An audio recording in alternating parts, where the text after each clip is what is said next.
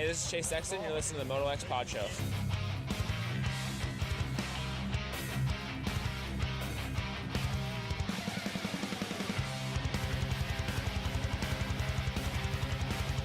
What's up, you guys? Jeremy McGrath here. You are listening to MotoXpod show.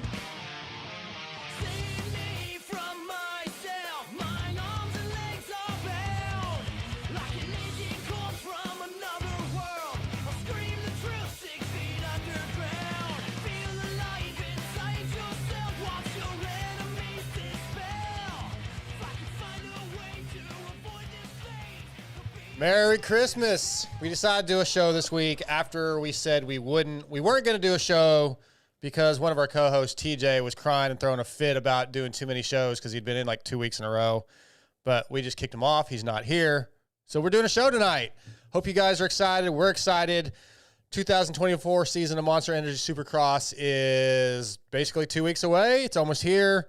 We'll get through a couple holidays and it's go time. Before we get into all the conversation, working the cameras, always here, always reliable. Scotty Thompson, what's up, man? Not much, man. Thank you. I appreciate your appreciation. I appreciate you. Unlike our unreliable other co-host, wants to yap from the peanut gallery, but doesn't want to be he's here. on. He's got time to get on freaking YouTube live and talk. While he's working. Working. And he sleeps, dude. He doesn't answer text till like noon. He sleeps all day. What a loser. Such a loser. But no, man. Happy to be here. Love Christmas time. And then Supercross season kind of just it's there. It's snuck up. Here. I'm excited. I'm ready to rock and roll. Yeah. We'll get to talking about some things. Our guest lineup tonight was supposed to be Aaron Plessinger, Grant Harlan, Cade Clason. Unfortunately, AP texted about 45 minutes ago and said he has food poisoning. He will do the show, but the audience is probably not going to enjoy the sounds that are coming from the behind him. So I think they would still enjoy. They might have, but we're going to reschedule. So if you only joined for AP, I apologize. We do have some good guests though. Cade Clason, Team PRMX's Cade Clason, and the Manluck Rock River Yamaha rider Grant Harlan. They're both going to be on. We're going to have some fun. We got plenty to talk about. We're going to start with the Boyesen Open discussion. And at Boyesen, they're excited to spotlight their Factory Racing's Rider Support Program, which is a comprehensive support system for motocross and off-road riders.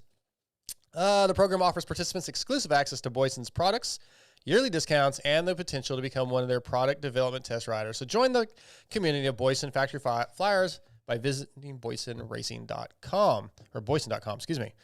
Let's start. First of all, you got some news. Let's start with your news. And my news is... We've been teasing this for about 2 or 3 years, it feels like. It's not been that long, but Santa was... I guess I ended up on last-minute addition to the good list. My parts will be here. The last remaining parts I needed for my rebuild on my bike will be here on Friday, so I will be coming soon to a track near probably none of our listeners, but not too soon because TJ's working or supposedly working for like 2 weeks. Then he's going to be in California for A1, and he'll probably have to go back to work for 2 weeks. At this point, if a month is a lot shorter than the amount it's been. So, well, congratulations on that. Be excited to get you at some tracks, hopefully. And man. You know what? It's start losing some weight. Yeah, I do, man. I got on we were at Walmart the other day and hopped on a scale. I've gained over 30 pounds since I stopped riding. Yeah. And I see it right there. It's up against I see it pushed up against the table. I'm not moving the table yet, but it's close. You used to whine because all the shirts and stuff that everybody sends me were always larges and extra large. I can fit them now. You're good now. Yeah, that's all good. I bought a set of gear. There was one of the Rocky Mountain had a flash sale. I think it was for Cyber Monday, and I bought a set of 32 pants. It was fly gear, and it was like $40, nice. And for pants and jersey. And I tried them on, but damn, I'm gonna have to do a couple motos to fit into those 32s. But it's crazy because it's hard to evaluate not only is you're not riding, so you're losing value in the bike because it's taking time. So the value of your bike is losing. But also, I had been riding multi times a month for 5-6 years, and then all of that training and all that seat time and muscle memory, I'm gonna have to rebuild it all. So yeah, gonna be pretty rusty coming back. Yeah, and just speaking of training, losing weight, etc., I want you out troll training, Alex Martin, those guys, John Westling. Thanks again I'm just for gonna all have they do to. for me. I'm gonna have to. We're trying to get them on board for next year. Cool. Vitals, ML and Amart are, I think they're talking, trying to figure it I'll out. have to copy your plan. Yeah. Well, we'll try to get troll training on board. That'd be great.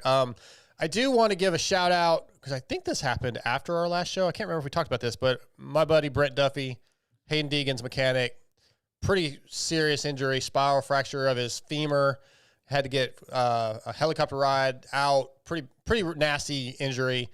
So, yeah, Brent Duffy, my boy, I want you to heal up. I don't even know if he'll be healed up in time for East Coast when Hayden races his first race. He's got a long recovery ahead of him. So, yeah, sending our thoughts to you, buddy. Yeah, prayers to that. Yeah, man.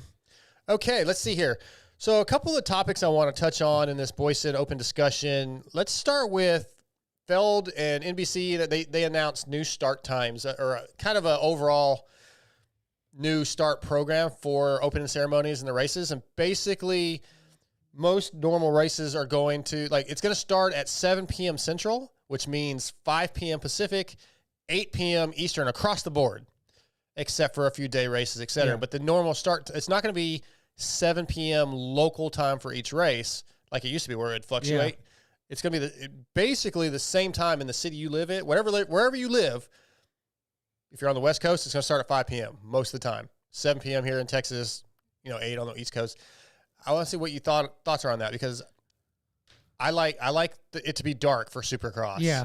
I'm not real 5 o'clock on the West Coast. It's still gonna be light out a little bit. Maybe not too bad. There's two different scopes to look at it. Okay. From trying to grow the brand and having hey, no matter what time, no matter where they're playing Sunday night football, it's the same every Sunday. Where if you're East Coast, West Coast, yeah, it's the same Central, in your area. It's always the same. You don't have to wonder what time it's gonna start. So for growing the brand, I think that's good. I do think it's going to take away from the ticket buyers per experience. Because it's going to. I think it's going to cram the day. It's some of those. Kind of like it's the day not going to be. races. It's not going to be a. It hurts the riders, I think, because now their schedule is going to be different on each. Mm-hmm. It's normally pretty much the same. They'll adjust, but yeah. I definitely think it takes away from some of the fan zone time. I guess things will start earlier in the morning, but it may feel more rushed on the West Coast. Yeah. But then the positive for some people, for riders, they're going to be able to catch flights out earlier. Yeah. A lot of mechanics, well, maybe not mechanics. The riders are probably going to catch flights out earlier if they can now. They maybe they'll get out of the cities earlier. That's going to hurt some of the media because if we're trying to get post-race stuff, those guys are going to be they're going to want to get out of there. Yeah. So it's hard. It's kind of hard to say how it's going to go. I'm just kind of being stuck in my ways where I like how it is. I like to know that it's 7 o'clock if I'm at the track. If I'm at the race, it's 7 p.m. That's when it starts, wherever I'm at. But then, I think it benefits the East Coast people the most because West Coast races, 7 p.m. there is 9 p.m., 10 p.m. East. So that's then you're looking at 1 a.m. That has to be the factor of why they're doing it. Because, I think it's a big part. What they want to do is get more long-term viewers. How do you get long-term viewers? You attract the younger generation. Younger generation is not going to watch the East Coast race A1 their parents aren't going to let them watch it at 1 o'clock in the morning. So it'd be over, I guess, at 1. Yeah. So about 12:30. Right. So hours, I see why they're doing it. It'd be interesting to see how it works logistically. Well, and I think your point that you made on the NFL and stuff is a big part of it because I've heard them say that most major sports, what time the games start. This is kind of a set thing. So that's it. It's going to be set in your time zone. Pretty much every race except for the day races and special occasions. I don't love it though. I think opening ceremonies should be, it's not even that. Opening ceremonies, I kind of have gotten over it a little bit because I've gone to so many. So I don't even necessarily watch opening ceremonies every weekend now. But I know how important that is to a fan who only gets to see one race a year. That's a big deal to watch that. And watching opening ceremonies when the sun's still up sucks. It just does. Yeah, it does. And it's going to, and it may be dusk Yeah. on the West Coast because it should be 5 p.m. I think A1 open ceremonies are 4:30 local time, California. that's wild. That's gonna be daytime. Yeah, it's still daytime. That's wild. And as someone that goes to these races and has to, I mean, even when the races start at 7:00, I mean, which they always do, you're still. It's not like when they change the different coasts. It's not like you're getting up there. You're still getting there. It's 8:30 in the morning to do your job. 7:30. 7, I think, is when we get. Yeah. So I mean, track walker, I think you're is gonna 8. have less time, pretty much every time to do your job. So, especially the West Coast rounds where it's the most hub for media. Yeah, I think things may start earlier, and then maybe there'll be some shorter gaps. But that doesn't really help you. I mean, no. I think you get most of your stuff done before the fans even come into the pits. We try to. I mean, we try, but yeah, I just don't know. I'm more worried as a package, like what's the fan experience going to be? Yeah. Well, as media, we'll figure it out. But the fan experience is what I want. I don't want it to feel like, oh well, we have less time. Like the West Coast fans are gonna. It seems like they might have less time. I don't know what the daytime, like the entire schedule is. Yeah. I don't know what time practice is. What they're gonna shorten. If they're gonna shorten anything, they're gonna have to cram everything. Well, and so, or they're gonna start but for early. us, that like for me, I always go to Dallas. That's not going to be any different. No, it's gonna be normal Central. Yeah. So yeah, like St. Louis, I think Central Time, and It'll still be 7. Yeah. Central, or is that Mountain? I think they're Central. So Denver. yeah. So there'll be a few, and then like Alabama this year. Or is it always? Is it 7:00 East Coast? It'll always start No, it'd be 8:00 East Coast, 7:00 here for us in Central, every week. except for the day races. the unusual ones. Yeah. Okay. Yeah. Anyway, MotoXpod@gmail.com is our email. So if you got thoughts on these topics we're talking about, or you want to add into your highs and lows, or the Pro X highs and lows, or any of the topics, MotoXpod@gmail.com. We've got some emails we'll get to later this evening. Let's see. I got a question for you.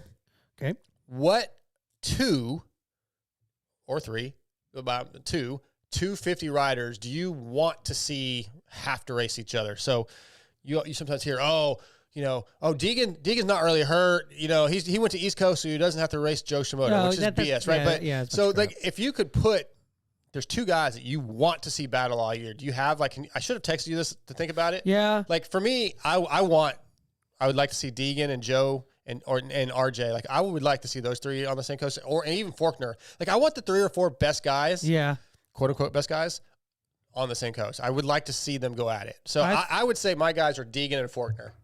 Deegan and Faulkner is a good one. I think RJ and Shimoda would be good. Mm-hmm. Which is kind of probably what it's looking like. Is that they're going to be? Are they going to be West? Joe, I think is. I don't have the list from him. I'm pretty sure Joe is West, and I think RJ is too. Yeah, yeah, I think so. I'm not 100% positive on that, but I'm pretty sure RJ is West. Yeah, I will say that I am kind of surprised to not hear that Deega's not doing the West. Like I feel like they would want to. Well, he had like his tonsils taken out, and then I think there's a couple other things that are kind of getting together. So. I was thinking it was more of like all right, well we didn't win East Coast last year. Let's win East Coast this year and then go to West Coast next year. He had his tonsils taken out. He had a couple of issues I think they're trying to deal with. So yeah. So I'd say that. I'd say Kitchen and who's a good matchup for Kitchen? Kitchen and Deegan are going to be. They're not on the same team anymore. Right. Yeah. He's PC now. I think Kitchen and Deegan would be a good championship battle. I'm not trying to think of just like an individual race. Yeah. Like who's going to be battling each other for a championship, and I think that would be a good one. And I feel like you can kind of throw McAdoo anywhere in there. Yeah, I expect big things out of McAdoo this year. Yeah, I think so too. Yeah, he's time to figure some things out and stay away from injuries, which I think right now he's still kind of recovering. But so that's kind of interesting. I don't believe really any teams are ducking other riders. It's just kind of silly. It's just people are getting excited about Supercross starting, and they're going to jump on to any kind of little story that they can, and there's reasons for all that. Racetech, support one of our title supporting sponsors. And for nearly 40 years, Racetech has been supplying the motorcycle industry with high-quality suspension components made right here in the USA. For modern to vintage, Racetech is your go-to source for suspension performance. Visit racetech.com. Find your local service center. Get to know your local rep. He's probably at your local track. Get your fluids changed out. You know, maybe you need to increase your spring rates if you're like Scotty here and you're putting on some weight. You know, you got to talk to your guy. They can do it. Racetech.com. They can even do some engine work. So check them out. Racetech Gold Valves also provide a plush feel with drastically improved bottoming resistance and increased traction. All Racetech products are 100% guaranteed and made in the USA. Appreciate Racetech. There recently was a press release about a new VIP experience with Feld. You know anything about it? You heard about it? Why would you even ask that? Well, I'm just making sure. So if you're a Lawrence fan, Jet. Oh, Hunter, I have heard about that. The Lawrence brothers have the Lawrence Factory Fan Zone. I did hear about that. Going through Feld. It's kind of, there's been VIP experiences overall, but there really hasn't been, not through Feld anyway, like the Chad Reed did one, but this is the first time I think that Feld is involved with it, picked a couple of riders, and they're doing this VIP experience. Funny how they Real. What do you think about that though? Like, I understand it, but I almost feel like it should be like this universal thing with all the riders, and like anybody, you and I or any fan could say, "Oh, I want to spend the day with Kyle Chisholm, Chase Sexton." You know, if you could get any riders that want to be involved, anyway, not have to be for. Yeah, I think they should. Maybe it'll grow to that. Maybe. But you got to think that like the people that are going to do this are they better be loaded. They're going to have these prices. They're going to have money, and it's for the kids. It's not like, I mean, if I don't know, like, do you see like a guy our age that doesn't have kids be like, oh, I want to go hang out with? Yes. Do you think that's going to happen? Sure. There's homers out there. Homers or homers? Oh, okay. Homers. Yeah, of course. There's people that would want to hang out with their favorite riders like that and get to spend. I feel like to me, I feel like it's a kid or like a girl, I think some of the parents might take their kids and say it's for their kid. Yeah, I don't know. I mean, what all are they going to get to do? That's a good question. So the Friday program, which is $750 per person, just for Friday, is Lounge with the Lawrences, is what it's called. And so relaxed environment with photos, question and answers, games, limited edition merch, and it's limited to 50 spots. So now, both days might be limited to 50 spots. So a cookie cutter conversation with them for probably 25 minutes. I'm wondering about that. Like, is it? I don't have all the details, but I think Honda has another rig now, so there'll be like three of them. Yeah, I heard that it's going to be it's a whole rig. So they'll probably I wonder how much time, because I'm blown away that the boys are going to spend every single Friday all day at the races. Just what's the time limit? It doesn't say at feldentertainment.com. I'll say this: if you think that you're going to buy this and you're going to spend more than. And there's probably no limit on how many people can do it. No, I think it's 50 people. 50 total. people? 50 total. 50 for the whole season? No, per round.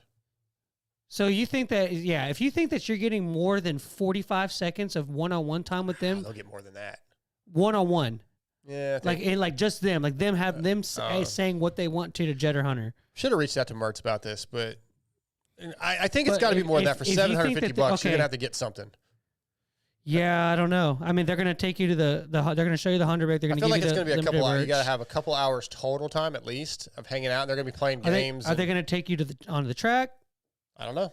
I don't have any of those details. I didn't see all those details weren't on the press release. It's just kind of what I'm telling you. And then Saturday, it's a race day VIP program, but they're busy as shit on race day. So how much is that?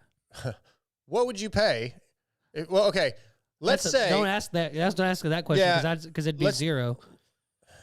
What do you think the average I can't say that. What do you think something like that's worth to a person?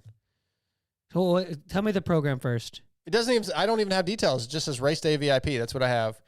I don't know what that entails because they're going to be pretty damn busy. They're going to be qualifying and practicing and trying to eat. Yeah, they're not. I feel like they're not going to get as much time on race day as they will on Friday. I think it has to be more of like you're going to be behind the pits of Honda. You should be able to go see a practice, the opening practice down on the floor, maybe a track walk. You should. I can't imagine Feld's going to let 50 extra people on. There will be. I'd almost guarantee they'll get a track walk.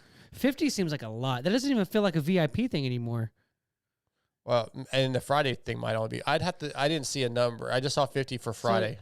Okay. My details aren't very good, Scotty. Okay. Well, I'm just trying to figure it out here. Hold on a second. Don't get. Okay, that's fine. Okay. You think about it. I'll see if I can. I would say that people would probably spend $1,200 to $1,500 for a VIP on race day thing. Well, it's $2,000.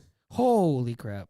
Really? Yeah, $2,000 for your. So they're trying. So if what I saw on the website was correct. So they're looking to make $200,000 a race weekend on that. I don't know, man. That's wild, bro. That's I mean, dude, I think they can do it. I mean, they absolutely. The Lawrences are the best phenom thing that we've had since probably Kyle Chisholm.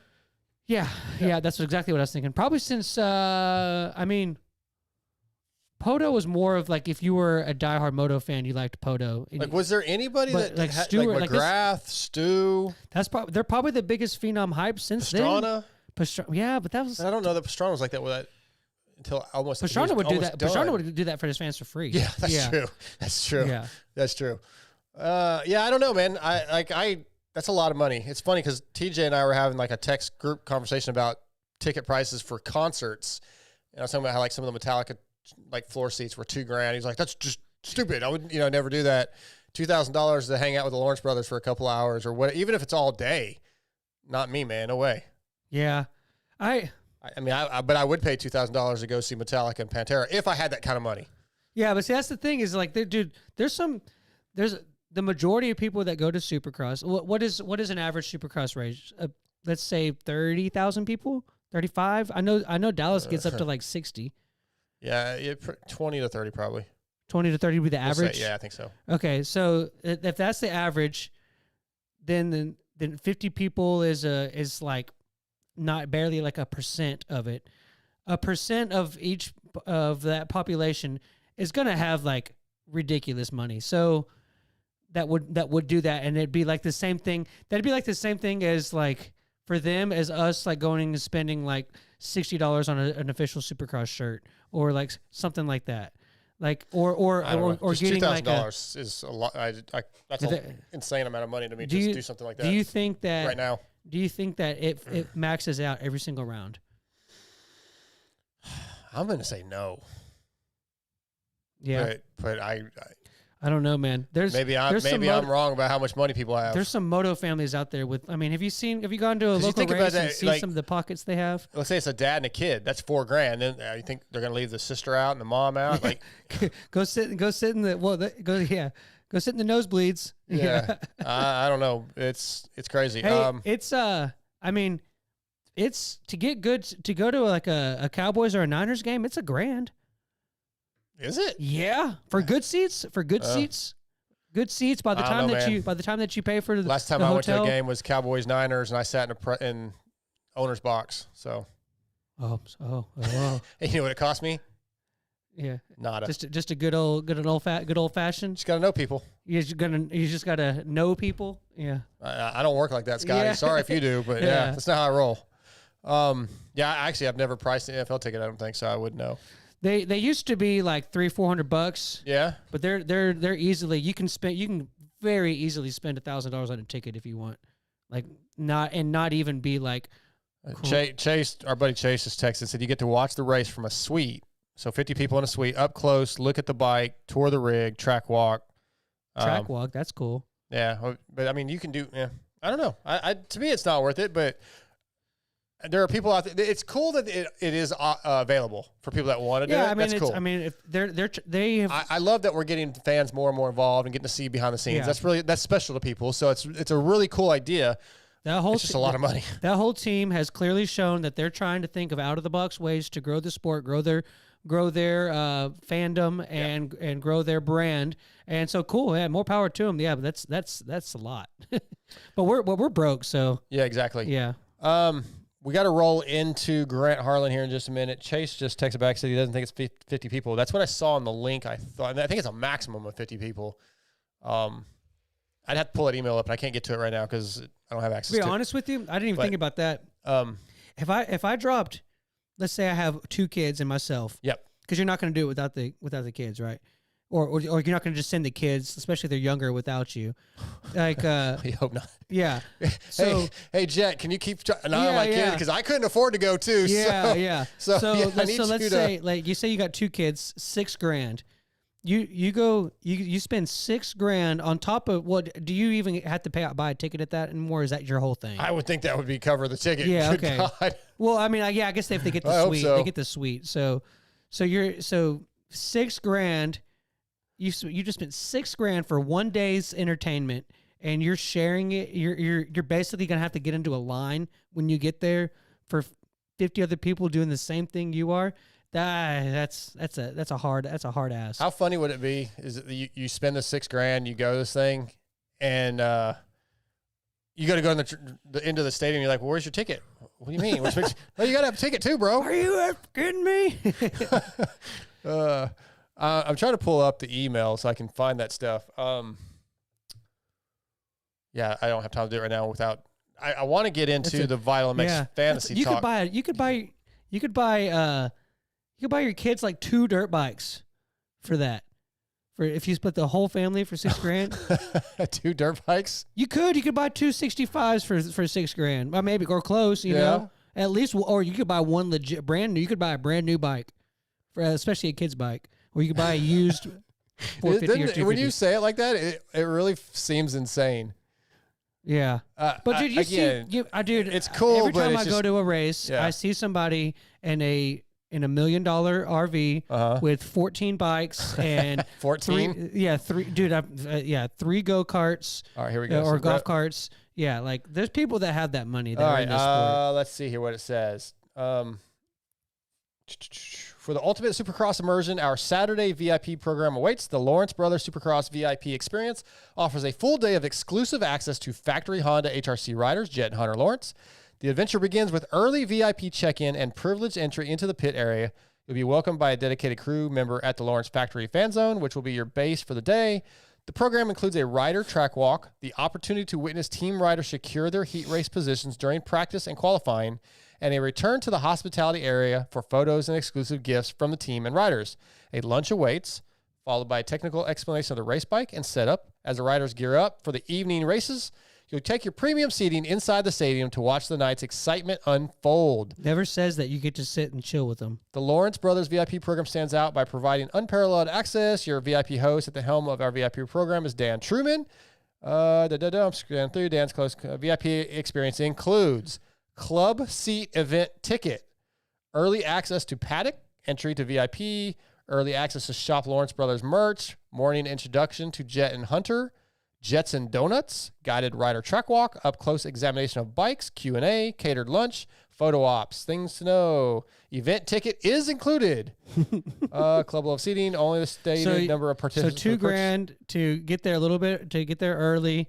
It does not say how many people. See all the pits setting up tents, and then maybe 30 seconds. I don't know, individual. Bro. I don't want to crap on it. Yeah, I don't want to crap on it. I'm not crapping on it. And then the Friday thing is where I thought I saw the limited to 50 people, which I don't even see that now. So I think I saw that in the email somewhere. But anyway, we have got, I don't know. So if you, Doc's VIP program is come be my mechanic, according to TJ. So yeah, if you want to be Doc's mechanic for free, you could probably get a VIP tour of. He doesn't even have a Sprinter. What is that little van he drives around? Oh yeah, it's like a half Sprinter. Yeah, so it's a dart or a dash. Good luck with that. And if you're lucky, TJ won't be there, so you don't have to deal with him because then he should pay you. All right, I gotta get Grant lined up, but yeah, I don't know.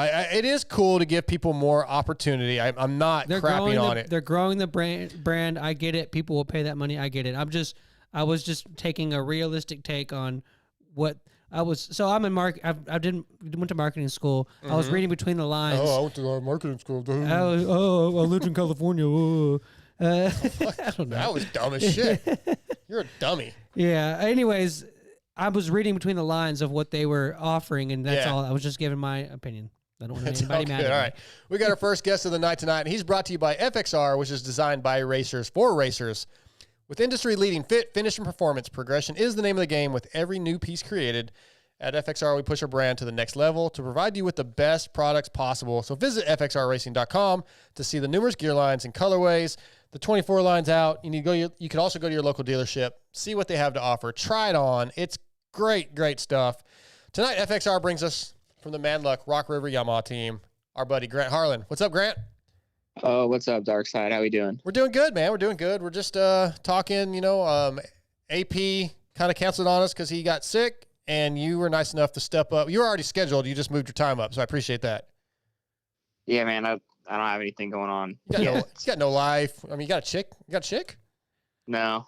Man, no, we got a computer, which I'm sitting in front of. So okay, you got a computer. No chick, but a computer. Yeah, I have no chick either. I got two computers, so YouPorn and Pornhub. It's a joke. It's a joke, guys. Hopefully my dad's not listening. It's not a joke. It's a joke. It's a joke. Grant, how are we feeling, man? Haven't talked to you in a little bit. I don't even know if we've actually talked on the phone since the nasty injury crash you had at MXDN, but how are you feeling right now? Oh man, we're healing up pretty good. Finally got off the crutches this past weekend, so it's a positive sign, but as with anything, it takes time, and hoping to be back at it pretty soon. Yeah, what's been the most difficult thing with this injury? Again, broken pelvis, that's pretty significant. It could be a long-term thing. It could really bother you for a long time from what I've heard. So what has been the most difficult thing with this recovery compared to any other injury you've had? So with the injury that I had, it's pretty much like non-weight bearing until the bones healed enough to handle it. I was fortunate enough that I never needed surgery. So normally with the surgery, it's 12 weeks kind of no matter what. And I got basically let off at 9, and we're at 12 and a half weeks right now. So, or not 12, 10 and a half. So yeah, almost at the 12-week mark, which is basically full release. And I think it's, anywhere to up to a full year before we're really back to normal, I would say. Go ahead. Sorry. Yeah, no, I was just going to say the hardest part about it was just not being able to walk on it for 9 weeks. Oh yeah. I can't imagine. That's just got to be driving you crazy as especially somebody that's active, and just being stuck like that is a nightmare. Yeah. I mean, having no energy either, you kind of sit around for a few weeks, and then your energy's gone, your strength's gone, cardio's gone. Like right now, I think on the bicycle, I put up 100 watts and it feels difficult, Yeah. What is there any chance that you'll make any Supercross races, or are you going to try to just get prepared for outdoors? I mean, I'd like to be back end of February-ish. Oh, okay. But it's going to take you a while to get back in shape and get back, not even just riding shape like you just talked about, sitting around. It's like physical shape. It's going to take you a while. Yeah, I feel like once I'm on the bike, that'll all kind of speed up a little bit.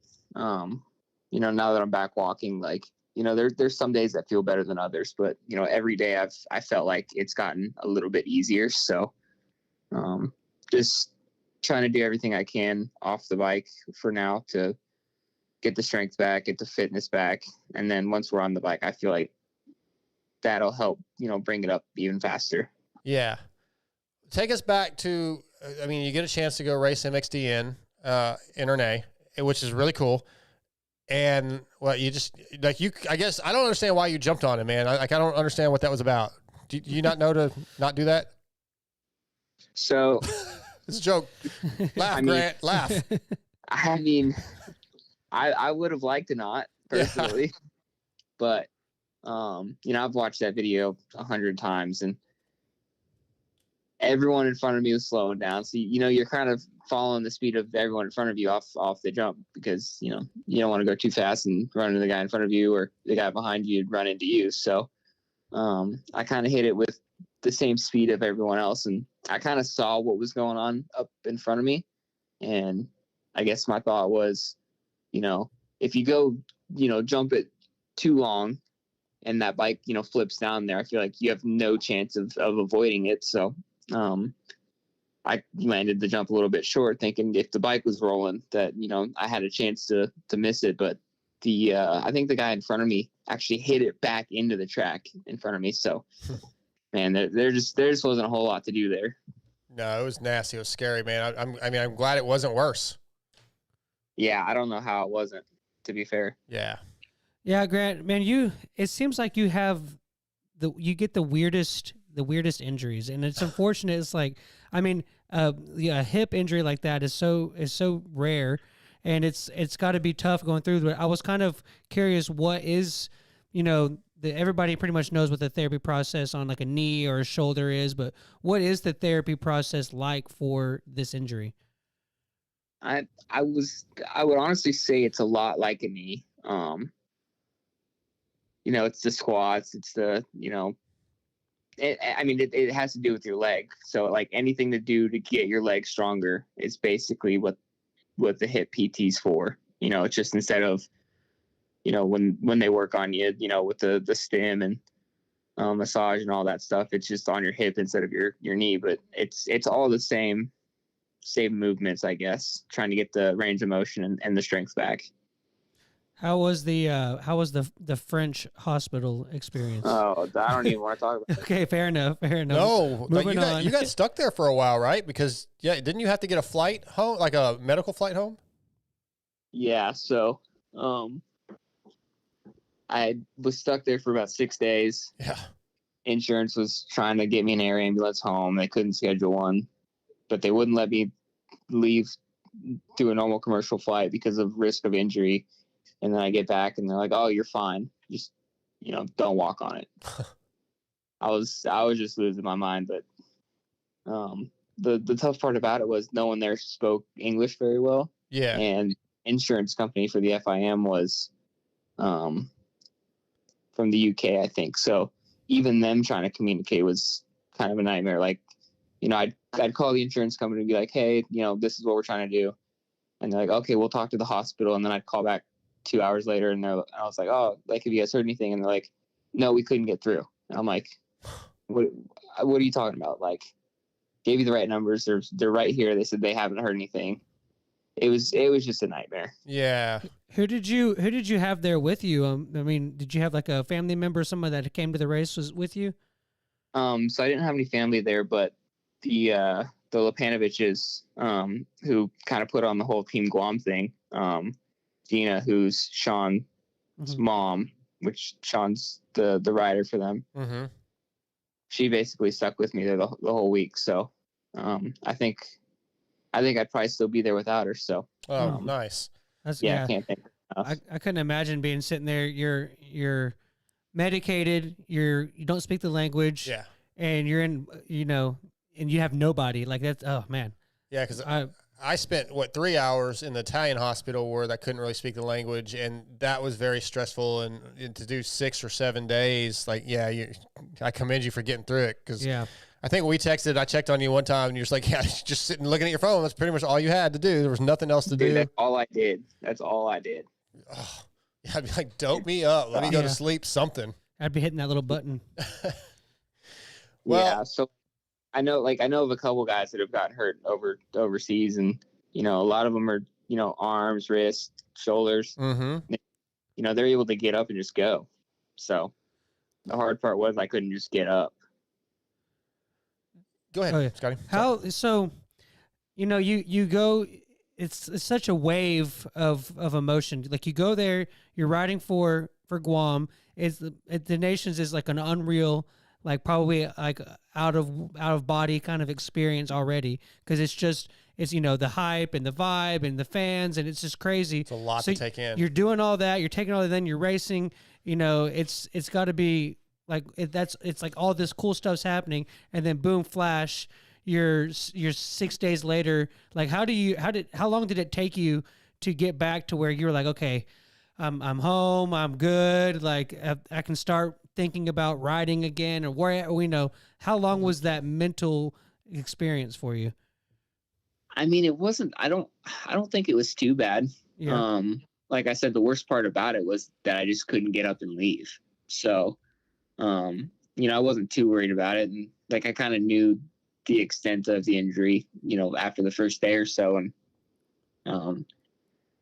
there wasn't really any pain after the first day. It's like I was just kind of like sitting there, just trying to figure out how to get home. And once I got home, it was kind of just like, all right, kind of do the same thing, hang out. The first 2-3 weeks, I didn't really do a whole lot. I tried to, and my body was kind of like, hey, you need to relax a little bit. And after that, just kind of got into a routine of doing stuff. But I don't feel like the mental aspect of it was too bad for me. That's good, man. I'm glad, because I know that can be tough to try to go through. It's like your world just changes just like that. So I'm glad to hear that you were staying strong through it, man. It's awesome. Yeah, I appreciate that. How was the experience over in Ernay leading up to the crash? I don't know how many days early you got to go. I would assume not very many. Probably didn't have a huge budget, but how was being there and just the experience up until the bad stuff happened? It was pretty cool. I think we got there Tuesday or Wednesday. Okay, not too bad. You get to see anything? We didn't go anywhere cool, but I mean, I think we had planned to on Monday after, because I think we had fights Monday. But I got to ride one of the practice tracks there. Dude, honestly, I had a blast. It was a little different, I think, because we were kind of in nowhere, France, where it's kind of more like real French people instead of Paris, where it's all the tourism and stuff. So we got to kind of experience that, which was interesting. Definitely not my style, but it was cool to get to experience it for sure. Yeah, it's a memory you'll have. Unfortunately, it didn't end well, but like it's a pretty cool thing. Now, if let's say you had the chance to go back next year, would you go to France? No. Okay. Well, yeah. I mean, obviously, it's not in France next year, but just anywhere where, they invite you, because you always have that chance of getting hurt in a different country, and you have to think about that every time you do an overseas race. I just wonder if you would do it again. Yeah, I'm not sure. Okay. I think maybe if I did, be a couple years. Yeah, sure. But like right now, it kind of sucks because I'm not able to, come into this year healthy or, build off of my good year last year. So I'm kind of having to start from scratch a little bit, which kind of sucks because, we're still trying to prove ourselves in the sport a little bit. So I think it's one of those things. If I did it again, it'd be more, later in the career when missing a couple races didn't really matter a whole lot. Makes sense. Wait, hold on. So compare French rednecks to Texas rednecks. I didn't see many rednecks, but I'd probably say they're pretty close. Yeah. Gotcha. Yeah, those people in Ernay were wild. Yeah, talking about the injury, and you just kind of mentioned your 2023 season, I feel, was your most successful season. You rode extremely well, 18th overall in Supercross, 10th outdoor in motocross, and I don't care about the other guys being injured. You stayed healthy. You rode really well. You had some really great races, and then 15th overall in Super Motocross, which, I think that was just a fantastic year, and I was hoping that would lead into an even better year this year with all the experience and the confidence. And I'm sure it's a much bigger bummer for you than it is even me. So got to be a little bit heartbroken on that. Yeah, it definitely sucks. But I guess one positive for me to take away is, most of the time when we get injured, it's something we did, so being that this injury is something that, was kind of out of my control, I feel pretty good about, coming back and not being, I guess scared of doing what I did, because, it's hard to replicate that. So I think hopefully, when I do get back riding and racing, the confidence is still there, and we're able to build off the speed and some of the things we came up with for the bike.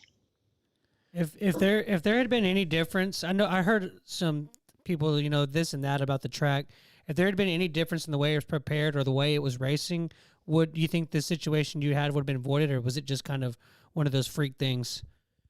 I mean, from the practice that I did, I noticed that, like, not really the dirt or how it was prepped, but more like how they were watering was kind of strange.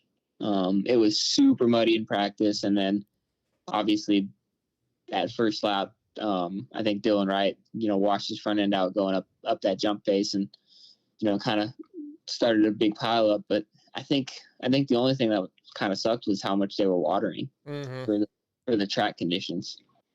Yeah, that's kind of what we heard. Man Luck Rock River recently announced made a post that you're back on the team for 24. So, sticking with those guys, they've been good to you. You enjoy that program. How much does that mean that you at least you got a place to go? Yeah, it's cool. I think that came together a little bit before. Okay. XON. So, right? Yeah, lucky. But, yeah. Good job. Yeah. So, that's cool that they're sticking with me, believing in me. We got a little bit of a better program this year. I think after this past year, they kind of wanted to step up and kind of get the race team back to where it used to be. Mm-hmm. So I'm excited to see what happens this year. I know we got a couple new guys, so it'll be good. Are you still going to be going to the races, kind of like to do like fan stuff or anything like that? I'm going to Anaheim 1, but after that, I'm not going any that I know of until I start racing. Yeah, it's time to try to do, like I said, some physical therapy and start feeling better. Yeah, A1, we'll allow that, Grant, but then it's time to get back on the horse. Get start training. Like, hold my walker. Watch this. Yeah. I'm still covering the flights too, so can't go to June. Yeah, there you go. No kidding. Yeah, that's getting more and more expensive every year. Still liking the Yamaha though? You still glad that you're on the new bike? Bike of the year. You bought well, yeah. I don't. Did I tell you? I don't think we talked about this on air yet. Oh yeah, you just told me. Well, I don't know if there's a chance that Blue Crew might be coming on board with the show next year. That's another thing, along with troll training, that we're trying to put together. We'll see. We'll know more, but I do think I'll have the 24 Yamaha when I come back from California after Anaheim. So I think that's what I'll be on too. I mean, if you want to test ride one, I mean, I got one. Do you remember what happened the last time I test rode a Yamaha? Yeah, I take it back. Yeah, here we go. Oh shit, that's David Bradshaw's bike. I just fucked up. Yeah, I fucking believe I did that. Yeah. I wouldn't allow myself to ride your bike. No, I'll get my own and we'll be fine. We're not riding other people's bikes. Show of the year. I mean, it's just all coming together for you. Yeah, I can't wait to get on it, man. I think the week if anybody's listening and you guys are out in California, Kauai before Anaheim 1, Wednesday before Anaheim 1. Can we what? We'll be at Kauai AMX. What? I was just making. Yeah, I think we'll be out there. I think TJ's going to be there. Chase and Cooley, our buddies from here, and then I think Toolman and Dan might be coming. Is that really how you say that? I've always said Kahia, but I'm almost positive the locals say Kauai. Oh, I always said like Hallelujah or something. No, it's definitely not that. I think it's Kauai. Grant, do you know?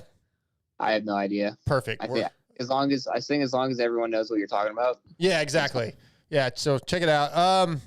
What do you think your ceiling is once you're back 100% healthy? Again, this year was, in my opinion, your best year yet. You're just getting better. Where do you see your ceiling? It's tough to say because, like, I was riding good. I felt good, but there were a lot of guys out. So, like, if you want to say my ceiling in the current class, like, main event Anaheim 1 this year would be impressive, right? Right. Like, I feel like that would be a good ceiling to have. But if you want to say last year, I think, there's a couple rounds we could have been a little bit closer to the top 10, even battling for the top 10. So I definitely think we have more to offer. Just need to figure the bike out a little bit more. Mm-hmm. It's tough not being able to test like the factory guys do. It's kind of, me showing up to the race, trying to describe what I felt, how the suspension guide, transcribe what I'm saying to them into a setting, and it's tough, but I think we're getting better at it, and we have a lot of data to go off this year, plus the fitness level. We have data to go off that too. So I think getting better in both of those areas for myself, and we can be a few spots higher than we were last year, with the same field. Yeah, that's fair. Scotty? Was there ever any thoughts or discussion of doing the East Coast 250s to kind of lined up with where your injury is, or no more 250s, man? I know. Well, I mean, scenario is a scenario, Yeah, so I didn't know if there was just even a thought of it. I mean, if somebody's busting the checkbook out for me to race the 250 class, I mean, I'm not opposed to it, but yeah, Rock River's like, no, just straight, like we're just doing 450s. Yeah, I mean, with the year I had, like, I ride the bike better, considering the budget. I think that's a big thing of people always saying, I ride the 450 better, is, not many of them have good 250s. So right. I think with the results in the 450 class and the cost to go racing 250s, it doesn't make sense.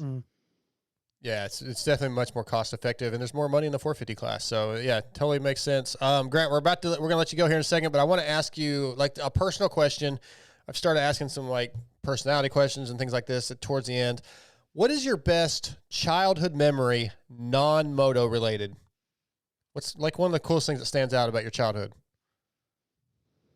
I mean, I grew up in Hawaii, so I don't know if it gets much cooler than that. Surfing. I think we've talked about this a little bit. Did you do much surfing or spent like boogie? I always boogie boarded when I lived in Hawaii, but wasn't much of surfing. I mean, I boogie boarded a little bit, but like going to the ocean wasn't ever really my thing. You get started at dirt bikes at such a young age, and that's all you want to do. Plus, redhead, we burn really deep. Sure. I had a couple of experiences where like I cut my foot on some rocks, and man, I just wasn't ever really into all that kind of stuff.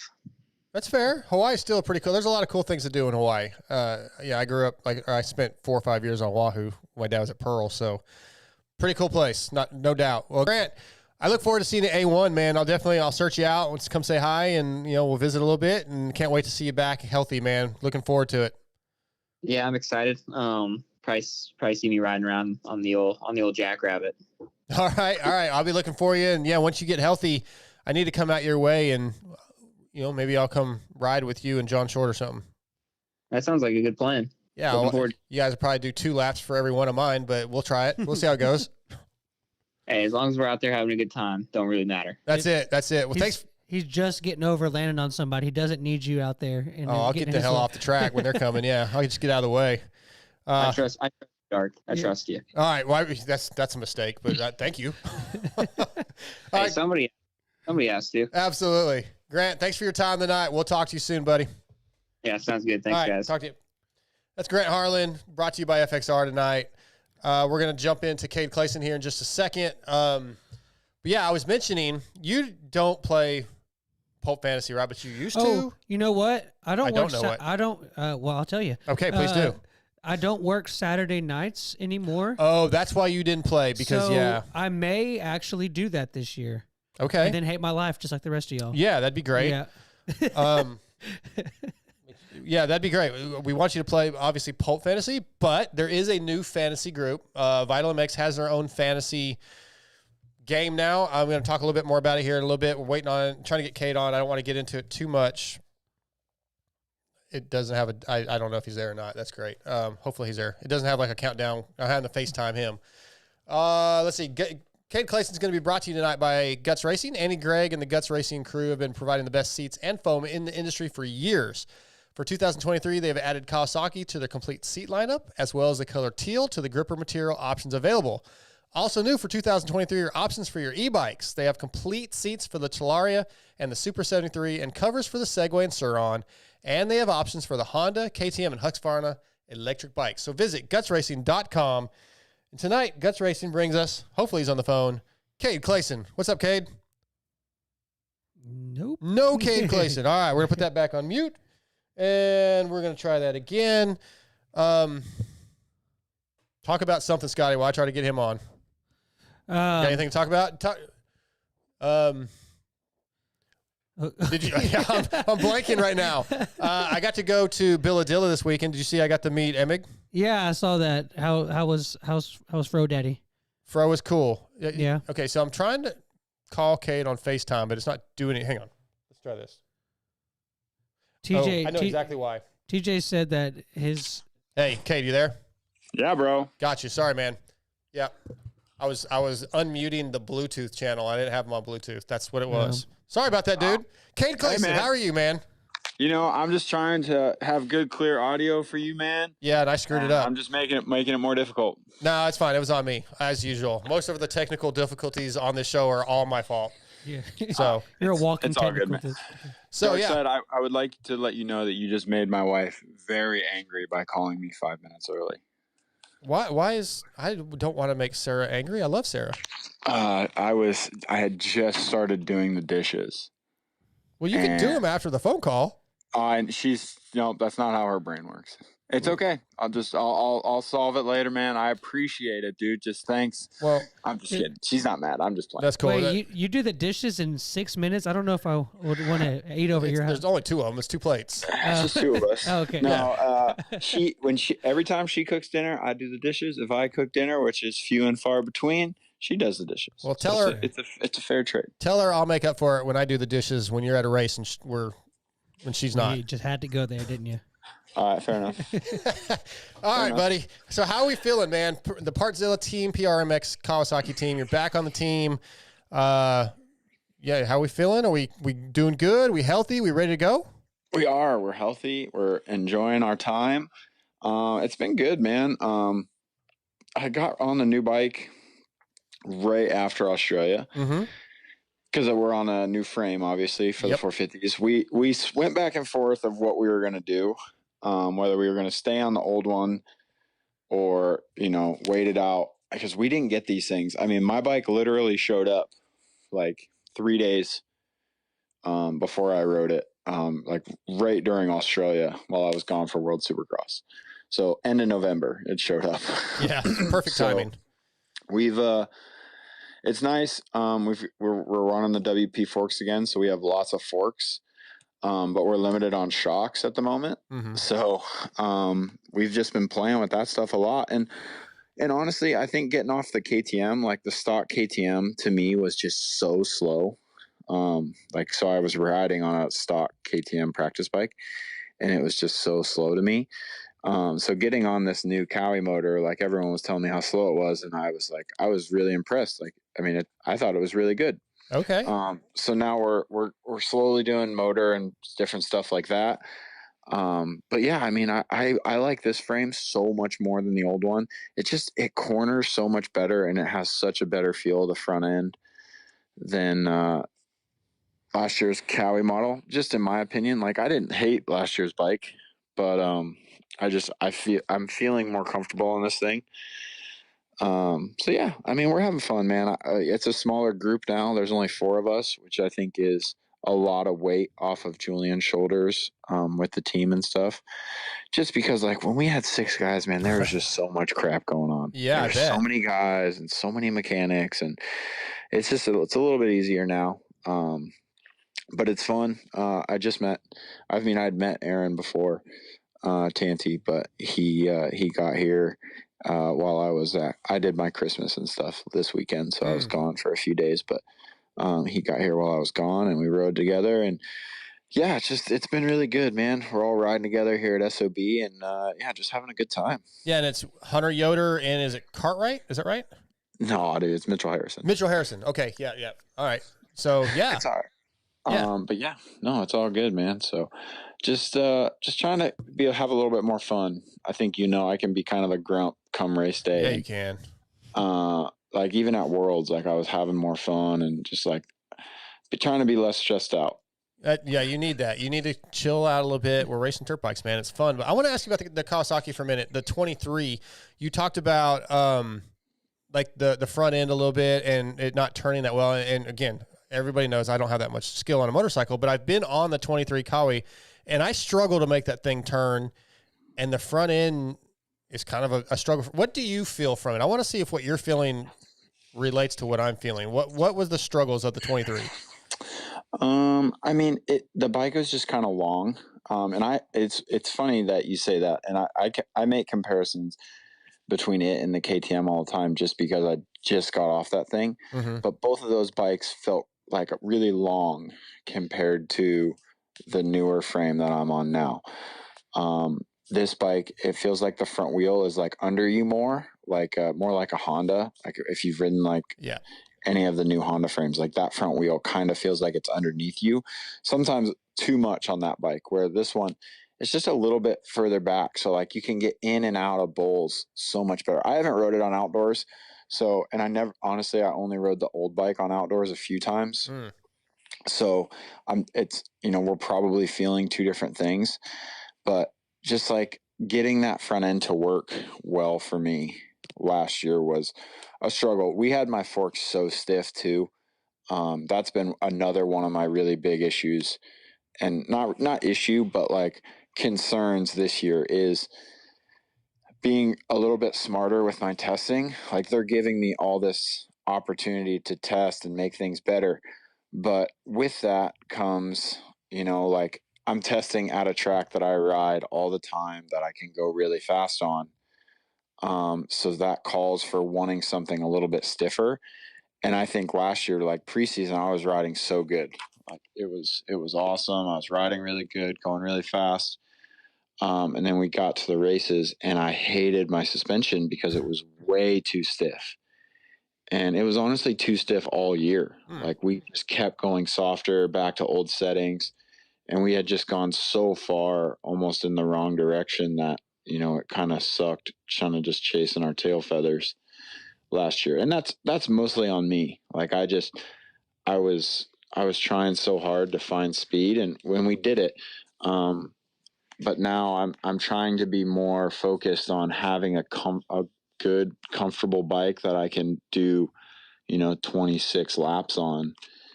And I think that's what we're really working on right now, because I think I am giving up. Like today, we were talking about like, hey, I was testing forks today with Tim from TCD. And he's like, man, I know it's kind of blowing through right there. And I'm like, yeah, but like our pockets on our track are really tight. And I'm like, man, like it just corners so good right now. And I trust the front end so much, and it's good in the whoops. It's like, it's hard for me to want to sacrifice that to make it stiffer just to be able to go faster in a straight line, or just do do a jump more aggressively. Yeah. Because like at the races, the jumps are so squirrely because they're so rutted and messed up anyways. Like you can't be as aggressive on them at the races as you can at the practice track. So like I said, I'm trying to be smarter with my testing, to not make it too stiff like I did last year. Sorry, I got a little bit off topic. No, you're good. It's good. It's good information. But yeah, so basically, yeah, the front end of this bike, like I said, it feels more underneath you. Like the other one, it was just, I didn't notice it feeling out in front of me or being too stiff as I'm riding it, because like I'm just trying to do the best that I can, right? But now riding something else, I kind of understand why I was feeling what I was feeling. Mm-hmm. Yeah, it's interesting you say that, because I did feel like this season in Supercross in 23 that you were struggling a little bit. Like to me, it didn't seem like you were ever comfortable. Like Detroit and Salt Lake City, you had some pretty good finishes, but it just didn't seem like the Cade Clason I was used to watching. It was weird. Like the tracks that were not super gnarly. Mm-hmm. Like, I mean, like I struggled at Seattle. I struggled at Indy. Anaheim won. Like it was weird. Like I went fast in the last practice when the track was gnarly, but all the transitions were like super square edge, and like I was doing jumps that other guys weren't doing. And I think that's why like I qualified so good, just because like I said, my stuff was so stiff. Like I could just smash into these holes and just pop out of them, where other guys were like hitting the holes and getting squirrely. So yeah, I mean, I just, I want to be more consistent and just try to be better in the long run. If I give up a little bit of raw speed to find comfort for more time, that's kind of what I'm searching for, because, if I'm going to be in all these main events, which that's the plan, is, I need to ride better in them. I just had so many bad main events last year where I was just riding around in 21st, 20th, and that's not what I want to do. Absolutely not. Yeah, Cade, it's cool to kind of hear you describe all that, how you're like evolved, because I feel like for a couple years there, it was kind of like, okay, I've got here. I'm just gonna kind of send it and see what happens. And it's cool to see that you're taking testing seriously. You're kind of evolving your mentality to not be stressed out and looking forward to like actually having like a true run at this. So, kind of crystal ball kind of question. At the end of 24, when we're talking about how all the season went, let's do Cade Clason.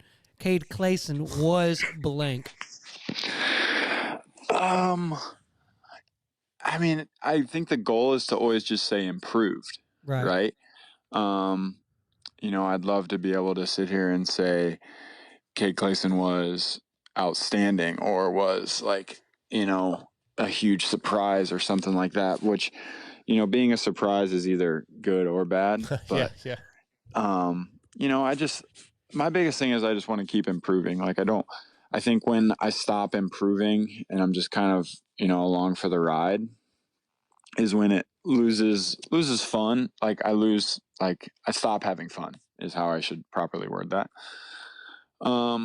Yeah, man, I just want to keep having fun riding my motorcycle and keep trying to get better. And as long as I'm doing that, along with like helping the team and stuff like that, like I really think that the group of guys we have around us is helping me to achieve what I want to do. So like, as long as I can give back to them, like that's my biggest thing is, I'd love to come out of here and be like, yeah, dude, I got, 10 top 10s or whatever I got. And I was like, there's goals in place to have good results, but, I have to have small goals as well. And that's just to keep improving. I want to be more consistent, like I said, and just keep grinding, but along with having a little bit more fun along the way. Nice. That's good, man. I think you are like growing towards that direction. If you look back 3 or 4 years ago, it's definitely, I think you've gone miles since then. So, well, I appreciate it. I mean, my biggest thing is it's like you can talk to A-Ray and he knows, like, dude, there's days where like even my wife will say it, but like I'm no fun to be around at the truck just because I'm so stressed out and I expect a lot of myself. And I think I need to I've realized that, like, if I just slow down and figure out what's going wrong of why I'm, stressed out and in a bad mood. And it's always riding based, right? Like if I'm riding good, I'm happy. If I'm riding bad, I'm usually pissed off. Sure, of course. Yeah. But just, figuring it out and just trying to be a little bit easier to work. I mean, I feel like I'm easy to work with. Like my mechanic always, says like I'm not, that bad, but usually it's just me being mad at myself and just trying to figure it out. Yeah. Hey, you mentioned A-Ray. That was one of the things I had. Are we going to miss battling A-Ray, and who else are you looking forward to racing against this year? I mean, I never really got to battle with him, dude. He's usually laying on the ground while we're racing. Like, or taking you out. Taking each other out. Like, the dude could go fast, but I mean, hot damn. No, he actually just got suspended from our group chat for misbehaving. He's on a 24-hour suspension that started today. What'd he do? Oh, I can't, group chat rules, man. I can talk about it, but he seems happy with what he's doing. So I'm happy he found something he enjoys. I know he's always liked those guys over there at O'Neill. So yeah. I mean, it'll suck not having him out there. But I'm sure he's still going to be at plenty of races, working and stuff like that. He's on the rider support side of things over there. So I'm sure they're going to send him to plenty of these stupid things. And, we're still going to get to deal with him, and he's going to have a bunch of energy with nothing to do. And he's just going to come around and tell me how much I suck. Right. Yeah. Well, I did a check-in with him 2 weeks ago on Vital, and he did that race out at Glen Helen, and he said, yeah, I sent it and wadded it down the REM hill. So he's still the same A-Ray. He's never going to change, man. No. So next thing I knew, I was flipping down the hill. I was like, that sounds about right. And I guess Michael Lindsay was right behind him, so he saw it all. But anyway. So you're telling me Michael didn't have a GoPro on to get it? No, I doubt ML was riding with a GoPro. No. I don't think you can. Was it an AMA thing? No, it was just a local. Yeah, I mean, you can have a chesty on and stuff like that. But no, unfortunately, I don't think anybody got it. But We know what it looks like when A-Ray crashes. He's done it enough. Exactly. It's a wild scene. Yeah. You mentioned south of the border and working with the PRMX guys. Hunter said that Julian last year, I guess he kind of hired a full-time trainer. Do you use that guy? Does he help you out? Yeah. So Craig Reese is our guy. He's more than just that now. Like last year, he was he got hired like a few rounds into the year because we were supposed to have a guy. And then like Matt was out there with us a little bit, but it was just like there's a lot going on at SOB, and obviously the amateur side is their main scene there. So when when Julian was able to hire Craig, like he took over our team, and it's mostly our team out there anyways, and just privateers that want to just have a place like a home base that they can ride at. And if they want to pay Craig, they can, ride, work our program and stuff like that too. But yeah, so Craig works with the whole team. I do work with him with my on the bike riding and stuff like that. And then off the bike stuff, I have my own guy, Corey Worf. He works with like Brayton and Peters and Nice and a bunch of dudes out of Charlotte. He used to train some really gnarly dudes back in the day. So he's in Charlotte, and I've just worked with him for a while now. And I actually had already hired him before they hired Craig for the rest of the year. But It's cool because like when we have the opportunities, we do our stuff together, and it's not bad because like Craig trains all the guys that live at SOB, so like they can do all their stuff together. Where like I drive in, and I don't really want to drive in, ride, sit there for an hour, and then work out and then drive home. I wouldn't get home until like 8 or 9 o'clock at night. Yeah, I've got a whole gym at my house and stuff like that. So I'm able to do like 80% of my workouts from home. So it kind of works out that he doesn't actually write all my stuff. But he's awesome. Yeah. We've been working with him going on a little over a year now on the track and stuff like that. And it's just nice having somebody there every day kind of watching. And Craig has a similar mindset to me of just expecting excellence out of the people around him. So like when I complain about something stupid, he's like, yeah, you're right. Like that is really dumb. I'm going to go. So it's nice because like, and then like, he's also there to like make sure the track work guy, like, puts the right amount of water down and preps the faces that need to be prepped. Like he takes care of a lot of stuff. Plus he's helping out the mechanics and stuff in the shop with, ordering parts and organizing and stuff like that. So he's a big part of the team this year. He's taken on a bigger role this year, so he's been fun to have around too. That's really good. Julian, owner of PRMX, he's done a really good job of trying to improve that team and put a lot into it. Like I told Hunter Yoder, he has so much passion for it. The budget isn't what the factory teams are, but he does everything he can to make it the best it can be. Yeah, he does. I think he's done that the whole time he's had it, right? He's always kind of pushed that limit of like, what can we do with what we have? And he's always improved. And it's cool. Like we have a really good sponsor in Partzilla. They've taken really good care of us. We have meetings with them and, they use us in all their ads and stuff like that. And, they bring us in as riders like, hey, this is our idea. Like, this is what we want from you guys. Like, this is what, we need to use you guys for. And having them as a title has really opened some doors for the whole team to just get new sponsors too.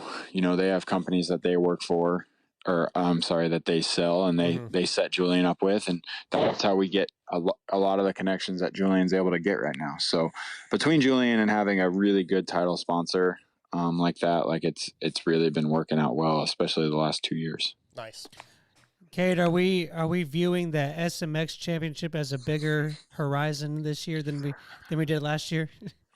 Yeah, for sure. I think we're definitely going to go and score some points outdoors and, plan on trying to race those.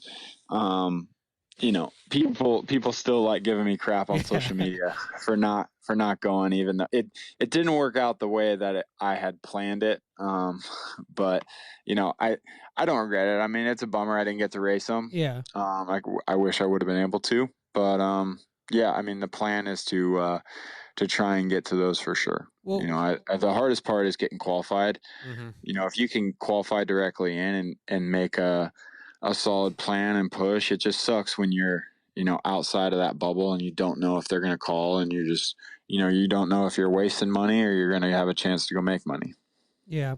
Yeah. I mean, I'm sure when the season started and you weren't planning on doing outdoors, you really didn't ever think that it was really a thing. So. No, I really didn't. Especially, I got like 25th or 26th or something in Supercross points. Like, you're going to try and tell me that 24th. 4 dudes or something like aren't going to pass me in points. Yeah. Not ideal. That's how poor it was. It's better than I finished. Hey, if you look there's a lot of like 1s and 2s for me scoring points. It's Right. it's quite sad. But you get what I'm saying. Like, it really, like, it wasn't even a thing. Like, I remember the day they called me, I had ridden like 1 time in the last, month. Just because we didn't really have anything going on. The World's races got canceled and stuff like that. And, I'd already made plans to do something else that, frankly, I really wanted to go do. So it just happened to be the way it was. And it sucks because, like, if I would have gone and gotten last, I would have been so miserable and mad, like, just from not riding. Like, going to those things and racing against Jerry, who'd been racing all summer. Like, he's fit. He knows how to ride a freaking dirt bike. It's not like the dudes who were like, I don't remember. I think it was him and Hand were the last 2 to like make money. Yeah. And like both of those dudes are sick. Like, they're really good dirt bike riders. So, it would have been tough either way, but yeah, like I said, the plan is to be there this year. Just get enough points to get directly in. If we got to race a couple outdoors, we'll race a couple outdoors, and make it happen. We had a listener question. Sporting Wood wanted to ask if you were Sporting Wood. if you were doing. Yeah, he's that's my number He's a one. good guy. He's tweeted me a couple times. Yeah. I know. I've seen Sporting Wood's game. Yeah, He's supposed to be blocked. No, dude, Because never. he gives too many compliments to Scotty here. Yeah, that's my boy. We don't compliment Scotty. We that's my shit boy, on Blue. Scotty. Yeah. Anyways, he wanted to know if you are going to be doing the WSX if they have it again this next year, which. It's up in the air. Yeah. My biggest thing is I want to race more than 2 or 3 times. Mm-hmm. I said that to the MDK guys. I've said that to a lot of guys. It's a lot of effort to have those races so spaced out and to train. Training for those things in the summer is miserable.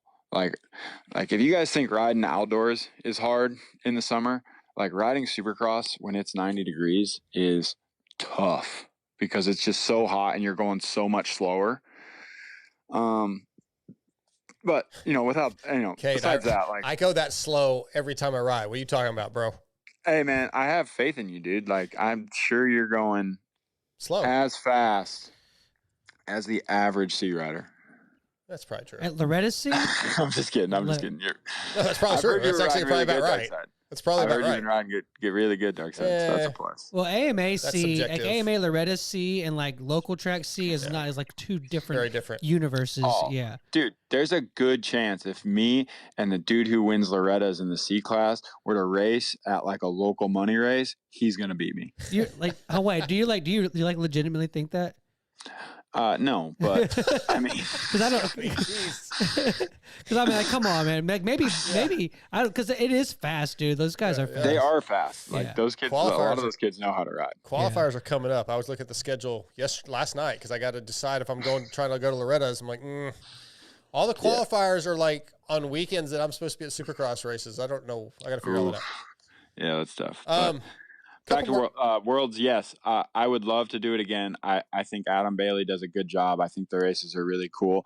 If they could make them all like Australia, I think everyone in the world would want to do them because the Australia round is so sick. Well, I wanted to ask you about that. Like, you got to go do the surfing event that they did with all the boys and at the, I don't know what you call it, surfing park, whatever they call it. Urban surf, yeah. Yeah, that's pretty cool. I mean, it seemed like you got to do some cool stuff while you were there. I mean, I'm sure that had to be at least positive of the trip. Oh, for sure. I got to take Sarah to Australia too. Oh, good. So we made almost a vacation out of it. That's the coolest thing about that series, man. You know, I mean, it's cool getting to race your dirt bike all around the world and race, you know, a different series, but just being able to see places, right, and experience it. You know, Abu Dhabi is like almost like a different world over there. So like that, you know, going there is just, it's cool to me, right? Like just being able to experience different cultures and just see the different way people live life. You know, it's America. It's kind of sad, but like, honestly, you go other places and you're like, man, dude, America kind of sucks for this or for that. Like, Sure. Yeah. it's of course. true, man. Like Yeah. you know, people don't realize that. You like, go the other way places, too, though. Oh, 100%. 100%. Yeah. But like, I think some people, like my grandparents, have never been like out of the country besides to like, you know, some fancy vacation beach city or something like that. Like they don't even know like what it's like to kind of experience some of that stuff. And I don't want to be that way when I'm older. Like I want to be like, dude, you got to go here and see this place and try that. And I just think that stuff's really cool. And that's my main thing that I just love being able to experience like through this. Love it. A couple more questions for you. We were talking at the beginning of the show about the new time schedule for race day for the series. I'm sure you are aware of the changes. What do you think? I don't love it. Okay.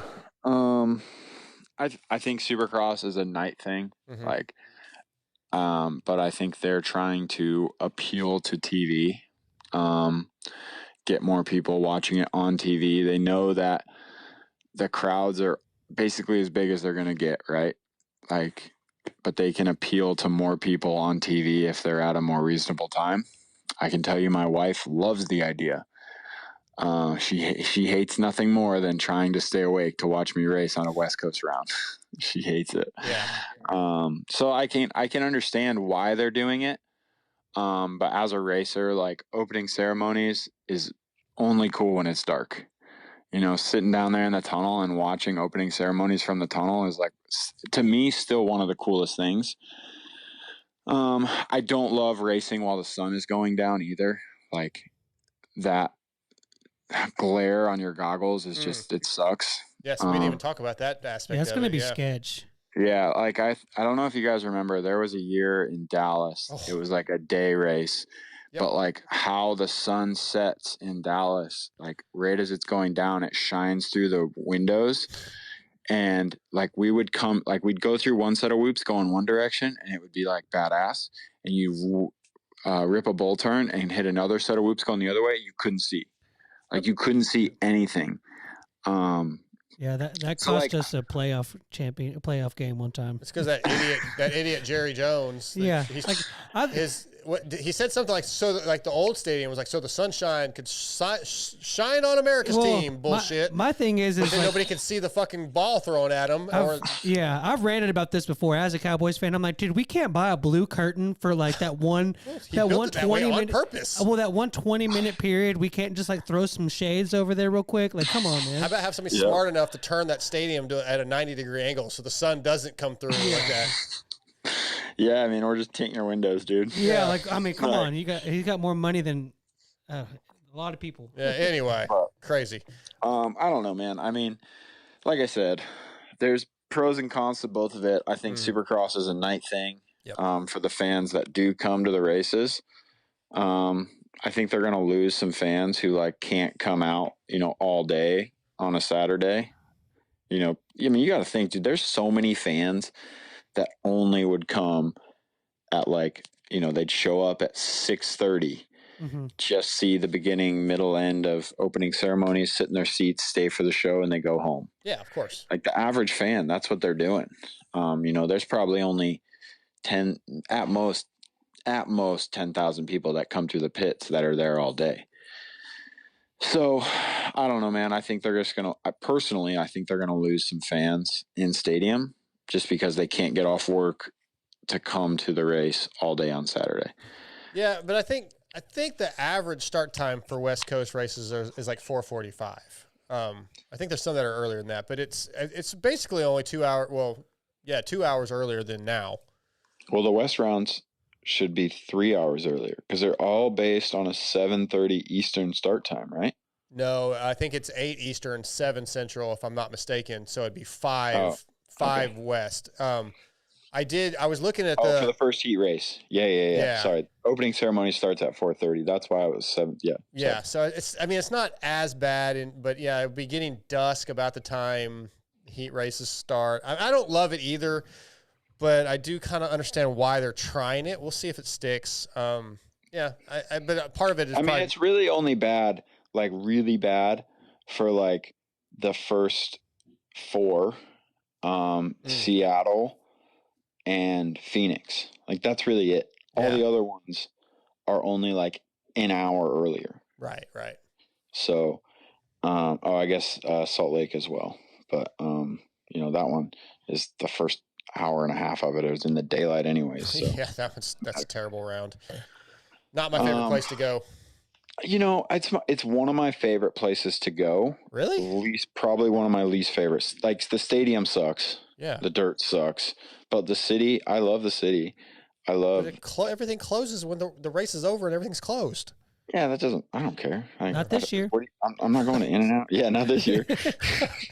All right. Well, there you go. Yeah. Good point, guys. That's a good point. That's funny. Still have time to go get that one beer. I think Salt Lake's just a cool city. Like all the stuff they've got going on with,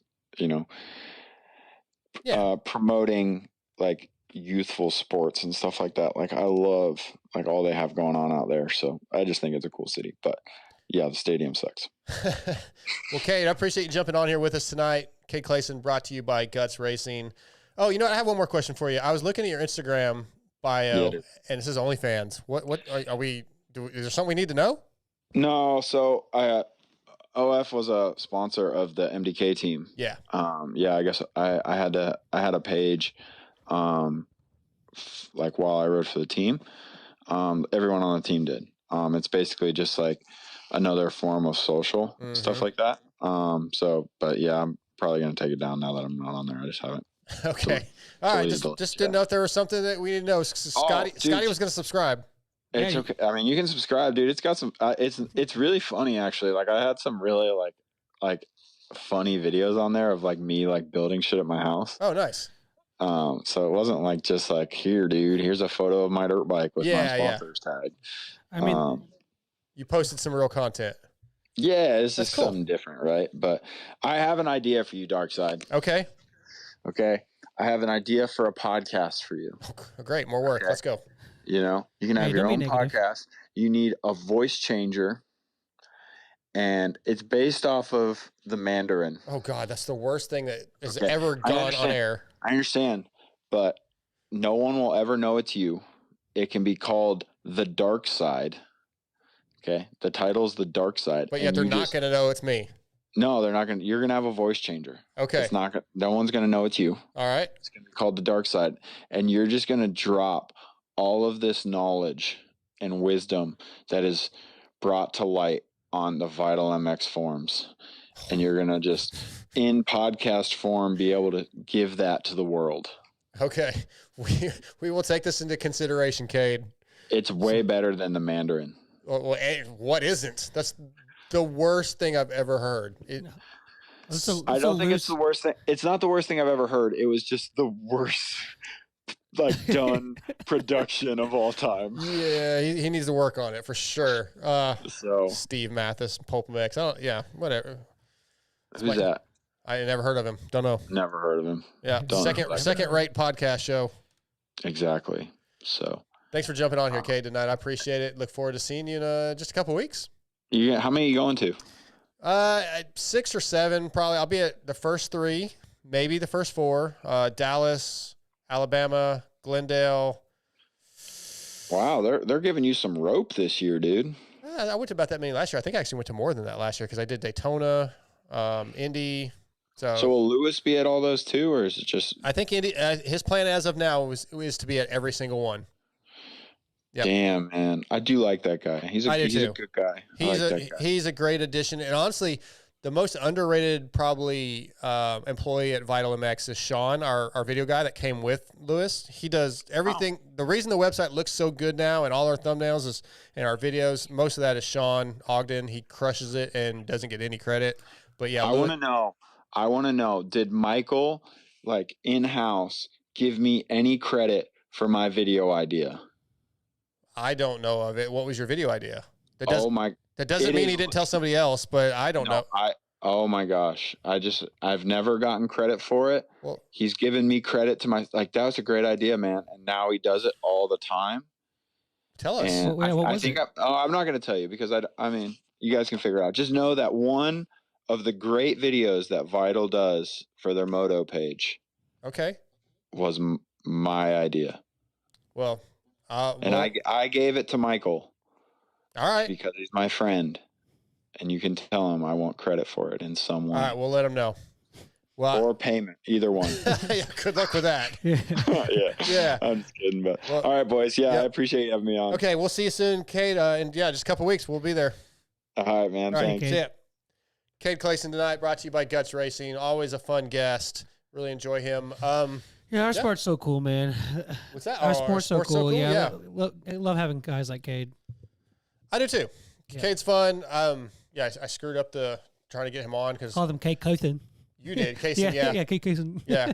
Clason. Oh, Cade Clason. But yeah, usually when I do FaceTime, I do it through Bluetooth. So I open the Bluetooth channel. Not that anybody really cares, but that's what happened. Screwed it up. X Brand forum check-in. X Brand goggles. Have you ever tried them? Yeah. Okay. And what do you think? Yeah. That's it? Yeah. Okay. No, I really do want. Championship winning. X I Brand goggles. really want some Lucids. Okay. You were There's a whole box of them right there. for free. No. Oh, No, because I had to pay for them. So I pay for them and then I resell them. Yeah, you gotta catch me like next time we're out at the track and I'm like in the moment. Yeah. Then maybe. What I'll do is I know that Vital owes you a little bit of money. I'll just get ML to send me part of it and I'll get Yeah, no, I'm good. I won't. No, yeah, no. X Brand goggles is quietly grown into one of the premier goggle choices available, used by some of the most grueling conditions by the GNCC riders like Lennon Snodgrass, Bryson Neal, Craig Long, Josh Strang, Grant Baylor, and many of the motocross and supercross riders, including Hunter Lawrence. Alpine Star goggles, the FXR Ride Unlimited goggles are they're pretty damn similar to a Lucid. I wonder. They're Wonder where they got those from. Yeah. Just different strap. Mhm. But check out X Brand goggles at eksbrand.com or go to your local dealership and ask for X Brand, distributed through WPS. Listen, guys, they are honestly one of the best goggles on the market, and at the price point that they're available at, you just cannot beat them. They are fantastic and a great price point. Check them out. I know I've said this kind of before, but they can't put like a fingernail size X on those things. I mean, I guess they probably could if they decided that if that was part of the deal, but they. Yeah, I mean, it is what it is. It's not the deal that they made. Yeah, so you'd have to ask Rich Taylor. Okay, the forum check-in is titled Factory Beta Supercross Team 2024, posted by FMB 2.0 on Vital MX Forum. And here we go. Beta Motorcycles on the verge of historic Supercross debut. The Liquid Moly Beta Factory Supercross team is poised and ready for its very first season competing in the Monster Energy AMA Supercross. Beta has carved its name in the off-road motorcycle landscape for over a century with its innovative, stylish rider-centric enduro trials and dual sport models. Beta's entry into Supercross marks an exciting new chapter in Beta's storied history. It goes on with a lot more content. It's a pretty cool post. I wanted to get your thoughts on Benny Bloss and Colt Nichols riding for Beta.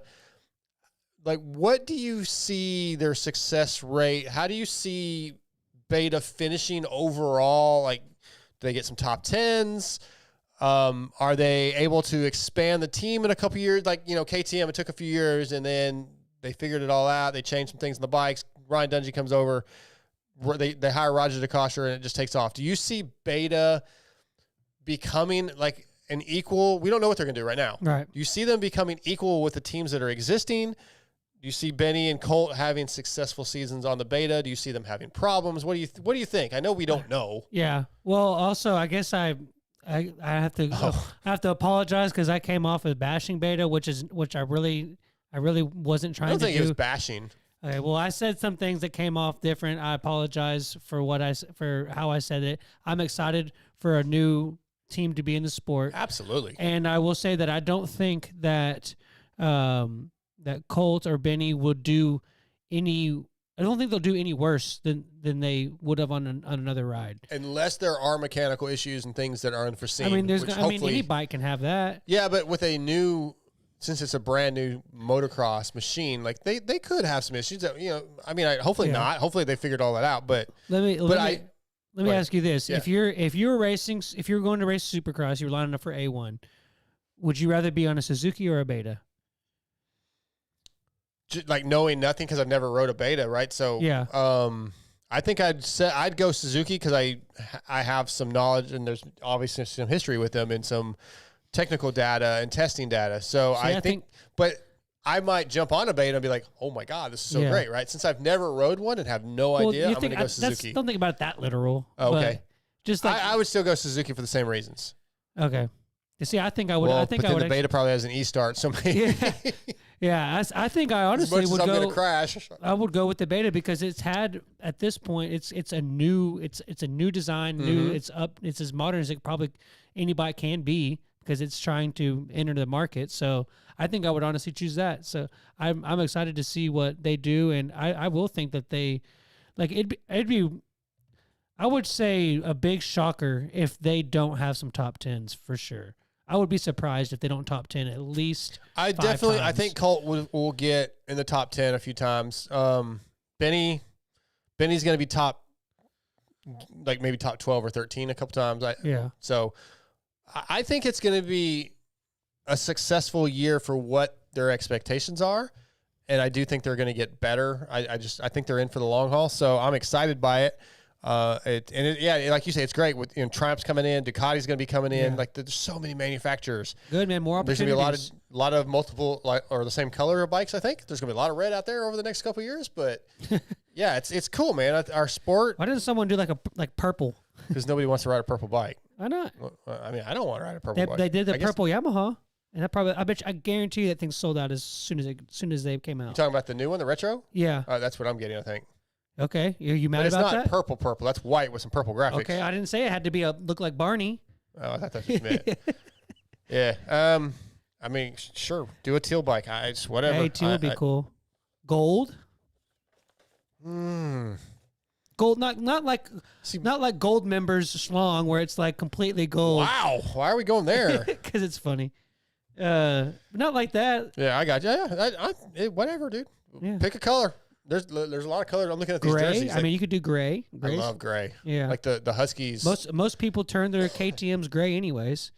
I like gray. Gray. I'm into the gray. Yeah. So that's the forum check-in. 6D emails tonight. 6D since its inception, almost 12 years ago. I think going on 13 now. 6D Helmets has been dedicated to the relentless pursuit of brain protection from the original ATR1 to its successor, the ATR2. The goal was to develop a revolutionary design concept utilizing creative, forward-thinking technology that would change the market and improve the safety capabilities of the sports helmets. The helmet is the most important piece of protective equipment you will purchase, so visit 6dhelmets.com or once again, go to your local dealership, ask for 6D. Super, super comfortable helmets, quiet, a lot of airflow, and very, very safe. Love 6D. All right, got a bunch of emails here. A couple Instagram, I said I wasn't going to read them. I got a couple. So the first one is from Matt. Man, if I butcher your last name, I'm going to butcher it. I apologize. Marcizen. I don't think that's how it goes. Marcizen. Okay, listen. Marci. It's like Marcy. SZYN. Marcian. Exactly what I said. Wait, hold on, let me see it. Is he a Martian? If I unplug it, then we'll. Okay, never mind. Don't worry about it. Fine. Yeah, sorry. Let's see. Okay, you like this one. First of all, can we have less Scotty hate? Yes. It is honestly awkward seeing you guys rip him in studio and then him sitting there like, are they serious? Please read this live. Secondly, first, let's touch on that. Okay. If we didn't like you, we wouldn't make fun of you. Oh, well, I literally said that in the group text after last time. If we stop ripping on him, Matt, that means we don't like him. Yeah. No, I get it. But maybe we'll back it. I mean, when I jokingly say that I want him to cry, that is a joke. But I do feel like sometimes that he almost cries. Not really. Hey, one thing I have noticed? I don't. Sometimes I ramble a little bit on my questions. It's been a known thing. But a lot of times you will I'll be going and you'll interrupt me, I or do it too much. you interrupt me or something, and then it throws me off, and then now I am rambling on my question. I catch myself interrupting you, and I apologize. That's because you're rambling. But thank you for the love, Matt Marsons. Yeah, I think that's probably your fake account because some misspelled Wouldn't last I be name. able to say it? Matt Martian. Martian. That's what I'm calling him, Matt Martian. The Martian. And what if that's actually how you say it? That actually could be I Martian. have to see it. I'll have to see it. Yeah, right. You got an ink pen over there? MARCI. This is great radio. SZYN. It continues. Secondly, can we get more banter? It might be like Roxon. Marson. Sure. Yeah. Well, that's what I said, Martian. Can we get more banter in between interviews? I like hearing you guys shoot the shit. The guests are always a bonus, but I won't lie. I view it because of the hosts. Keep doing well. Crazy where the show's gone in a short amount of time. Thank you, Matt. I feel like we've gotten a little better at doing that. I don't do a lot in between the guests because I try to just knock them out, and then we do all the banter at the end and the beginning. Yeah. It works a little easier for me with scheduling, but maybe we'll work on that. Maybe we'll try to put some time in between guests and do a little more banter. But I do try to I will say that if I feel that like our show's kind of like flatlining a little bit, like there's not much, I will try to like throw a random joke, make fun of myself, make fun of you, make fun of TJ, even if he's not here.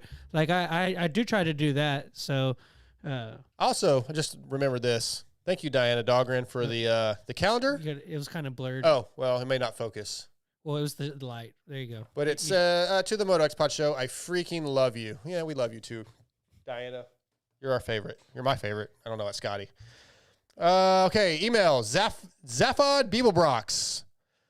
Titled Ducati. I know you guys are going to be off a bit, but when you come back, I'd like to hear TJ's thoughts on Ducati's desmodromic valve train design. TJ, keep that in mind. He's in the chat. Maybe still in the chat. If he is, he can respond. I have no idea if that's even English. We'll see what he says. Then he went on to say, also, Golden Grams are the best cereal ever, especially if you add a little extra honey. I'm trying that crap. I have some in the cupboard. I haven't been eating them, but we're going to try that with some honey tonight. Thanks, Zaphod. Sorry. Cody McManus. Golden Graham. What is CTC? What is CTC? That's a cereal. Cinnamon Toast Crunch. Cinnamon Toast Crunch. Yep. Cinnamon Toast Crunch is the best cereal ever made, and a local company to St. Louis called First Form makes CTC rapid assimilation protein, which is the best protein on the planet and perfect after motor recovery. Alrighty. Shane Bagley. Y'all were speaking my language. My top 5. Fruity Pebbles. Yes, sir. Cocoa Puffs. Captain Crunch Berries. That's what I meant when I said Captain Crunch. It's Captain Crunch Berries. The Captain Crunch Berries are good. I think I said Captain Crunch. Isn't that? But that's the one without the berries. I said Trix. It's basically the same thing, isn't it? I don't think that even remotely the same. To me, they're not. Very different flavors. Frosted Flakes and Cookie Crisp are his top 5. Oh, Cookie Crisp. I forgot about those. Not bad. Larry's Jr. 1986. Malto Meal Cinnamon Toasters are hands down better than Cinnamon Toast Crunch. As a cereal connoisseur myself, you need to try a half bowl of Raisin Bran Crunch and a half bowl of Cinnamon Toast Crunch. You can even slice a little banana in there. I'm out on the banana. You're welcome. Hey, banana and cereal is actually not terrible. I don't like bananas. If it's like especially with like a honey bunches of oats was on mine. Yeah. Just throw some banana off in there. It's not terrible. All right. Vince T-Bolt USA says, I listened to every show and it's a blast. Few things. You guys were listing all the bikes you ever owned, and I forgot about the YZ250. He was right. Totally forgot. That's crazy. Yeah. Wow. People give you a free bike. Yeah, I try to forget about Mathis and Kiefer, man. Forget it. All right, here's the Instagram post. Wait, hold on. Okay, go ahead. I know that this has probably been talked about before. Do you genuinely think that if you hadn't cut the pony, you'd be where you are right now? No, I think it helped. I think so too. Yeah, I think it helped. This is a message. Actually, I think it might have been Facebook from Taylor. Another hard word. Brishigella. Like Biseglia? Yeah. Biseglia? If you had to pick two riders, one rookie and one vet to have unexpected years like Anstie and Deegan had this past year, who would they be? Is DeFrancisco considered a rookie? He is a rookie because he hasn't raced Supercross yet. Him, I want to see him. Okay. Because like somehow It doesn't have to be a rookie though. Just a 250 rider and a 450 rider. Oh, 250 rider. Yeah, it can be rider D, but it doesn't have to be a rookie. Oh, okay. Because I put Max. Max is my pick. I'm gonna pick rider. Okay. Yeah, I think I want to see big things out of him. Yeah, I'm going Max Volan, and I couldn't really think of a 451 that might surprise us. Like, I think Jason Anderson's going to do a lot better than last year, but I don't know that that's unexpected, right? So I'm going to go with AP. Okay. What would be unexpected about what you're expecting, what you think is going to happen then? Because you think he's going to do... You think would you say top 5 in points? Would that be? I'd say that's unexpected. You think he's going to top 5? Oh, you just said what we'd like to see. Yeah, like he wants to know a rider. Like Anstey had a really great year, kind of unexpected. Deegan came close to winning the damn thing. That was somewhat unexpected. So, like, what's something like I think Max hasn't really shown what he has, and I think he's going to. I think he's going to be way better, which might be unexpected to a lot of people in the 250 class. Yeah, 450 class. I'm trying to think like off the top of my head to somebody that would be again, like I think Dylan Ferrandis would be better this year, but is that really unexpected? For if he finished top 3 for the series? I don't think that though. I don't think he'll top unexpected? 3. Oh yeah, but I don't think he will. Oh, okay. Well, then that wouldn't be your pick. Question. Do you have? Just he wants to know somebody that you think might do something unexpected. I don't really think he'll top 3. I guess you would just have to define the parameters of unexpected. Yeah. So I honestly, man, I just don't have a 450 guy, but I think Max AP Volan, AP should have won. You know what? AP. How about Justin Cooper? Justin Cooper. Okay, there Justin you go. That's a good Cooper, one. top 7 overall. We already kind of talked about it. Colt Nichols. And Benny. So like a Colt I'll just say Nichols, say top 10 or 12, that'd be unexpected, and I could see that maybe happening. I think some things will have to happen for that to happen. I'll say Beta finishing top 10. Top 10 in points. All right, we'll accept that. Motul top 5. We did top 5 serial last week, non-moto related. Founded in 1853, Motul is a 170-year-old company. And if you want to give your ride at Shineback, the Motul E10 Shine and Go Spray is our go-to detailer for all of our bikes. Motul E10 Shine and Go Spray cleans and restores plastic to like new condition while leaving a protective film that repels dirt and grime. It smells like citrus, which is almost as cool as your garage smelling like race gas. You can find this and the entire Motul Power Sports product lineup at shopmotul.com. Enter that code VITAL20 to receive 20% off your order of $50 or more. I used some Shine and Go this weekend before I rode at Billadilla, sprayed all the fenders down and everything. Still not rode that track. That place is awesome. We'll try to talk about that in a minute. That's something I was going to talk about in the opening segment. We didn't get to. This week's top 5, and this is something, again, I'd love to get everybody's input on this if you guys think it's fun or whatever. MotoXpodshow@gmail.com. This week's top 5 is your top 5 favorite movie villains. You want to go or you want us to read TJ's first? Do TJ's. Let's knock out TJ's first. I got to find his list. We were arguing or talking about Star Wars after he sent it. Casual MX fan said you did a really good job saying their name, Dark. Who did? Casual MX fan. I don't know. Which one are you? Yeah, what was your name? Is that Martian? Matt Martian? Let us know which one yours was. TJ's top 5. Number 1, Hannibal Lecter. I should have went the other way. Randall Flagg. He is a Stephen King villain that's in multiple books. Hannibal Lecter is probably TJ's hero, including The Stand and numerous other books. He was kind of basically the main guy in the Dark Tower, the protagonist. The T-1000 from Terminator, Agent Smith from Men in Black, and the Dark Knight Joker. Not a bad list. Kind of not bad. That's good. Not as good as mine. Well, it's so you ready to do mine? Sure. So I guess I'll start from 1, which is crazy. We already did that. Let's go. For crazy, because my number 1 was Heath Ledger as the Joker. Okay. Yeah. That's a great Joker. Yeah, that's probably the best villain that's ever. I mean, he literally died because of that role. I mean, it took him to a dark place. Okay. So and then my number 2 was the German hot guy Hans from Inglourious Bastards. I thought you said the German hot guy. The It doesn't German sound like Hans guy. I think the you started to say German Hans. Hans. It sounds like you sound like you said the Okay. German hot guy Hans. Hans, Hans the and German Franz. guy from Inglourious I got you. Bastards. Yeah, that's a good one. Yeah. I almost went with him, but I took another. He was that opening scene Yeah. when they're under the floorboard. That's hardcore. I took another Tarantino. My number 3 is Kevin Spacey and John Doe in Seven.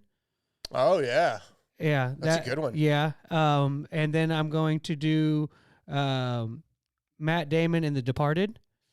I don't I'm not remember. sure if I've seen that. You ever seen I The think Departed? I have, but I don't remember. It's like the undercover dirty cop. yes, movie, Yes, yeah. yes. Okay, I did so, see that. Yep. Yeah, I'm gonna put him, and then number 5, I'm gonna do Scar from The Lion King.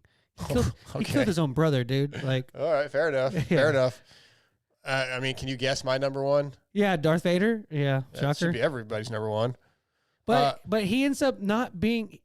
Look, he's a villain in most of the movies. He's a villain. Mm. So Is he a villain, or is the evil empire the villain? they are also the he just got emperor. brainwashed. The emperor could be a no. He was. If you watch like the prequels, I mean, Anakin's I know. kind of an I'm just asshole. I'm just trying to give Yeah, you. he's kind of an asshole. Oh, okay. My number 2 is Jules Winfield from Pulp. I wrote Pulp MX. Holy shit, Pulp Fiction. I literally wrote Pulp MX. That's funny. From Pulp Fiction. Jules isn't a. He's a villain. murderer. He's not a villain. He's a hitman. He changes his life. Yes, but he's a hitman with a conscience. That is He's not a great. villain. I think he's a villain when he murders half the people in that room. But when they all had deserved reasons for that.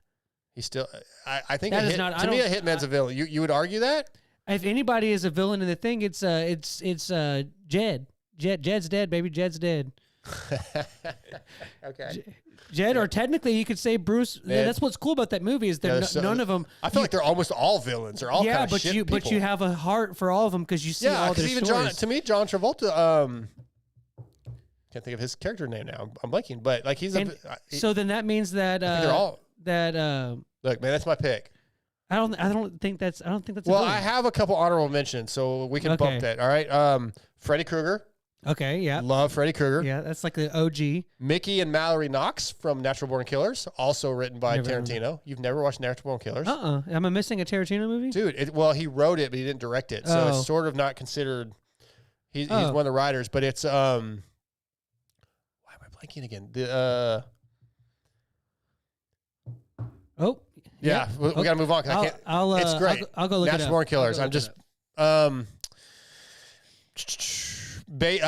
Baby from Devil's Rejects and House of a Thousand Corpses, which Okay. is played by fuck, what is wrong with me right now? That's why I wrote down their names, bro. Yeah, but it's God, I sound like a complete fucking moron. Rob Zombie's wife. Oh, okay. I knew you were gonna have I knew Vader was gonna be number 1, and then I Yeah. knew you were gonna have some random weird crap in there. Those are too. great movies. Yeah. I feel like I cannot believe I'm forgetting these actors' names. It's driving me insane. Honorable Jigsaw from Saw was on there, Yeah. and Pig Virus from the Howard Stern movie Private Parts. Oh, I've never seen it. It's great, and then Debo from Friday. That's a So, good one. That's a good one. Those are mine. I cannot believe I can't. I'm just blanking all these people's names. It's driving me insane. It's just, you know why? Because I'm hungry. Oh, Nick Rib time. No, ribs not. I made some stew the other night, and stew? I'm gonna finish that out because it's pretty great stuff. It's Tuesday, isn't it? Stew. Sorry, I couldn't All right. I just feel like it's so stupid right now. Pro X highs and lows, rooted in racing from motocross to off road, supporting teams like Pro Circuit Kawasaki and Pro Yamaha. Oh, wait, that's a good Hang on, one. let me Oh, finish this real oh, quick. sorry. And SLR Honda, Pro X has been dedicated to supplying quality components since 1975.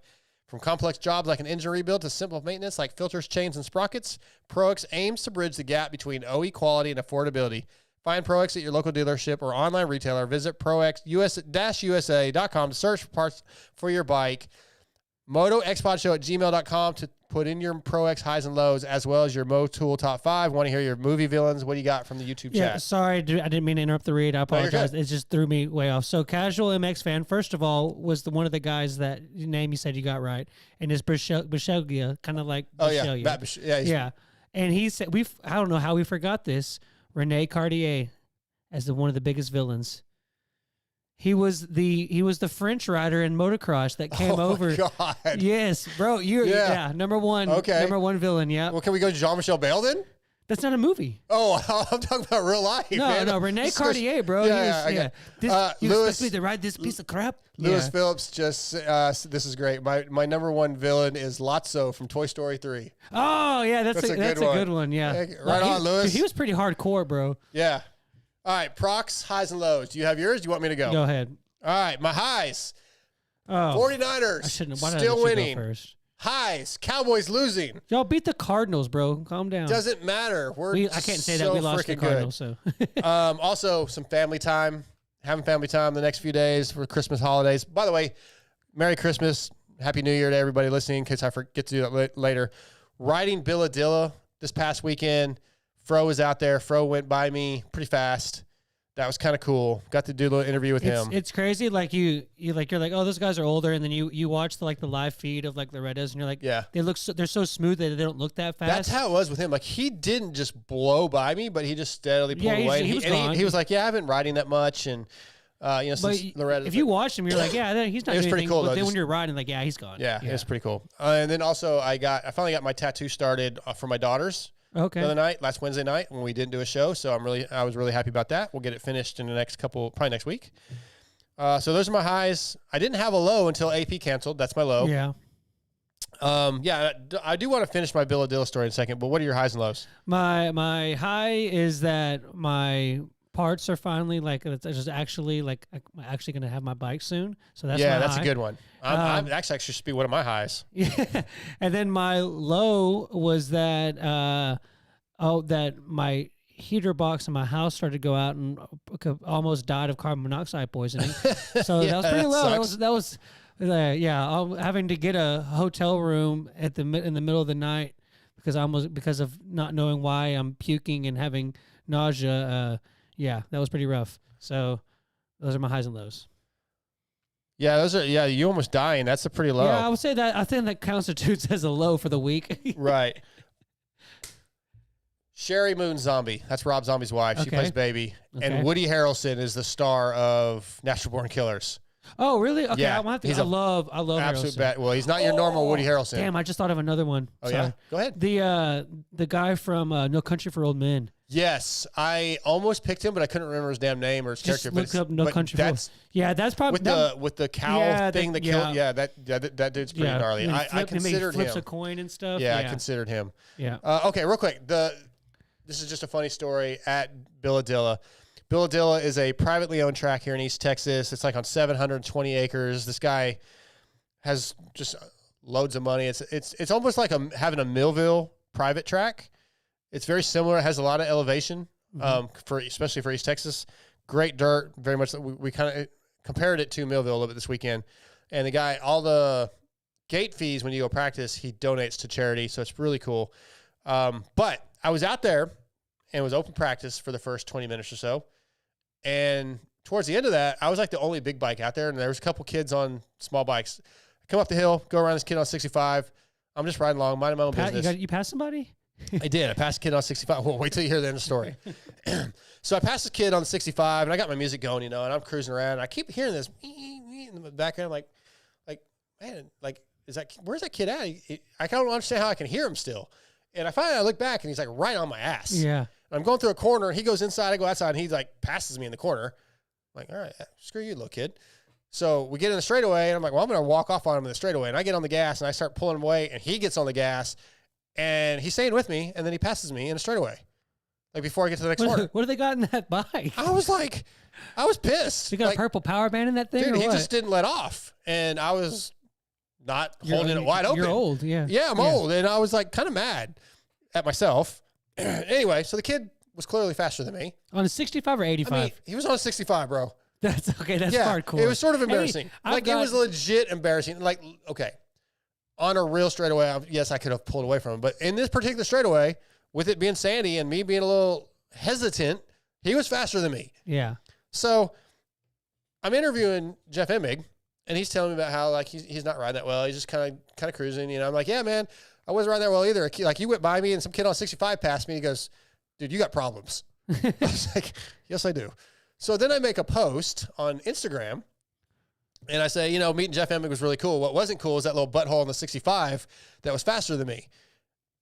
Sean Hackley sees it, responds, tells me this kid trains with Sean and he gives me the kid's name, and I said, so I think I updated it. I gave his name on my Instagram post and said, okay, he's probably not a butthole, but still.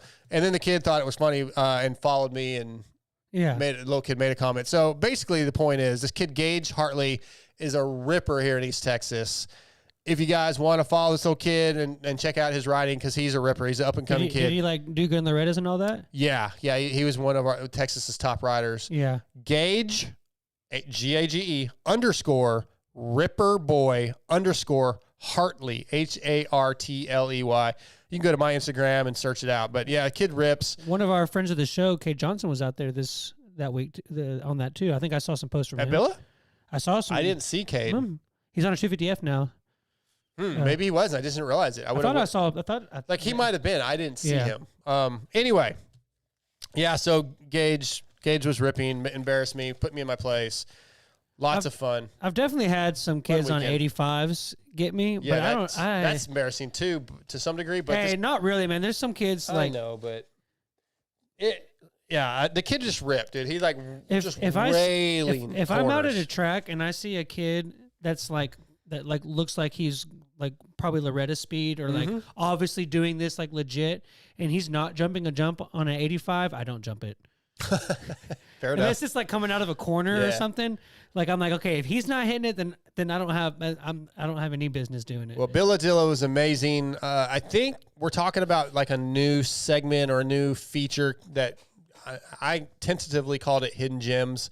Something Emma and I talked about, and Lewis gave us some really good thoughts on how to handle this. And we may do something where we start going to and finding these tracks that aren't well-known tracks and checking them out and writing little stories on them, doing some video and kind of, getting to know the local tracks around the country. So we've got some ideas. We're trying to figure it out, but look for that coming soon. Oh, Vital and Mixed Fantasy. We need to talk about that real quick. Yeah. So if you guys play Pulp Fantasy, Vital MX has its own fantasy league now that the guys created. Lewis and I didn't really have a whole lot of input on this, but ML and the rest of the crew designed it, came up with it. Vital MX Fantasy. Go to vitalmx.com. There's a fantasy tab. It's free to play the basic game with weekly and series prizes. Basically, the rules are you have a budget of $1 million. Everybody gets $1 million budget every week. Okay. I think it's every week. Yeah, it has to be every week. Every week. You got $1 million budget every week. You have to pick one 450 rider, at least one 50 rider, and one 250 rider. After that, you can pick any pick you want. Each rider has a price. There's $10,000 riders. The guys that you can pick for the weekend that are cost you $10,000 out of your budget. There's guys that are going to be $200,000 plus. Oh, okay. And you get their points. So if you pick Jet Lawrence, let's say Jet Lawrence is a $300,000 rider for the weekend. He wins. He gets 26 points. You get those 26 points. But you could also try to say, well, I'm going to take a whole bunch of $20,000 riders or $10,000 riders and hope they get points. And maybe you have $1 million budget to spend any way you want. So it's kind of fun. Check it out, Vital MX. Pick the best riders and stay under your budget is the idea.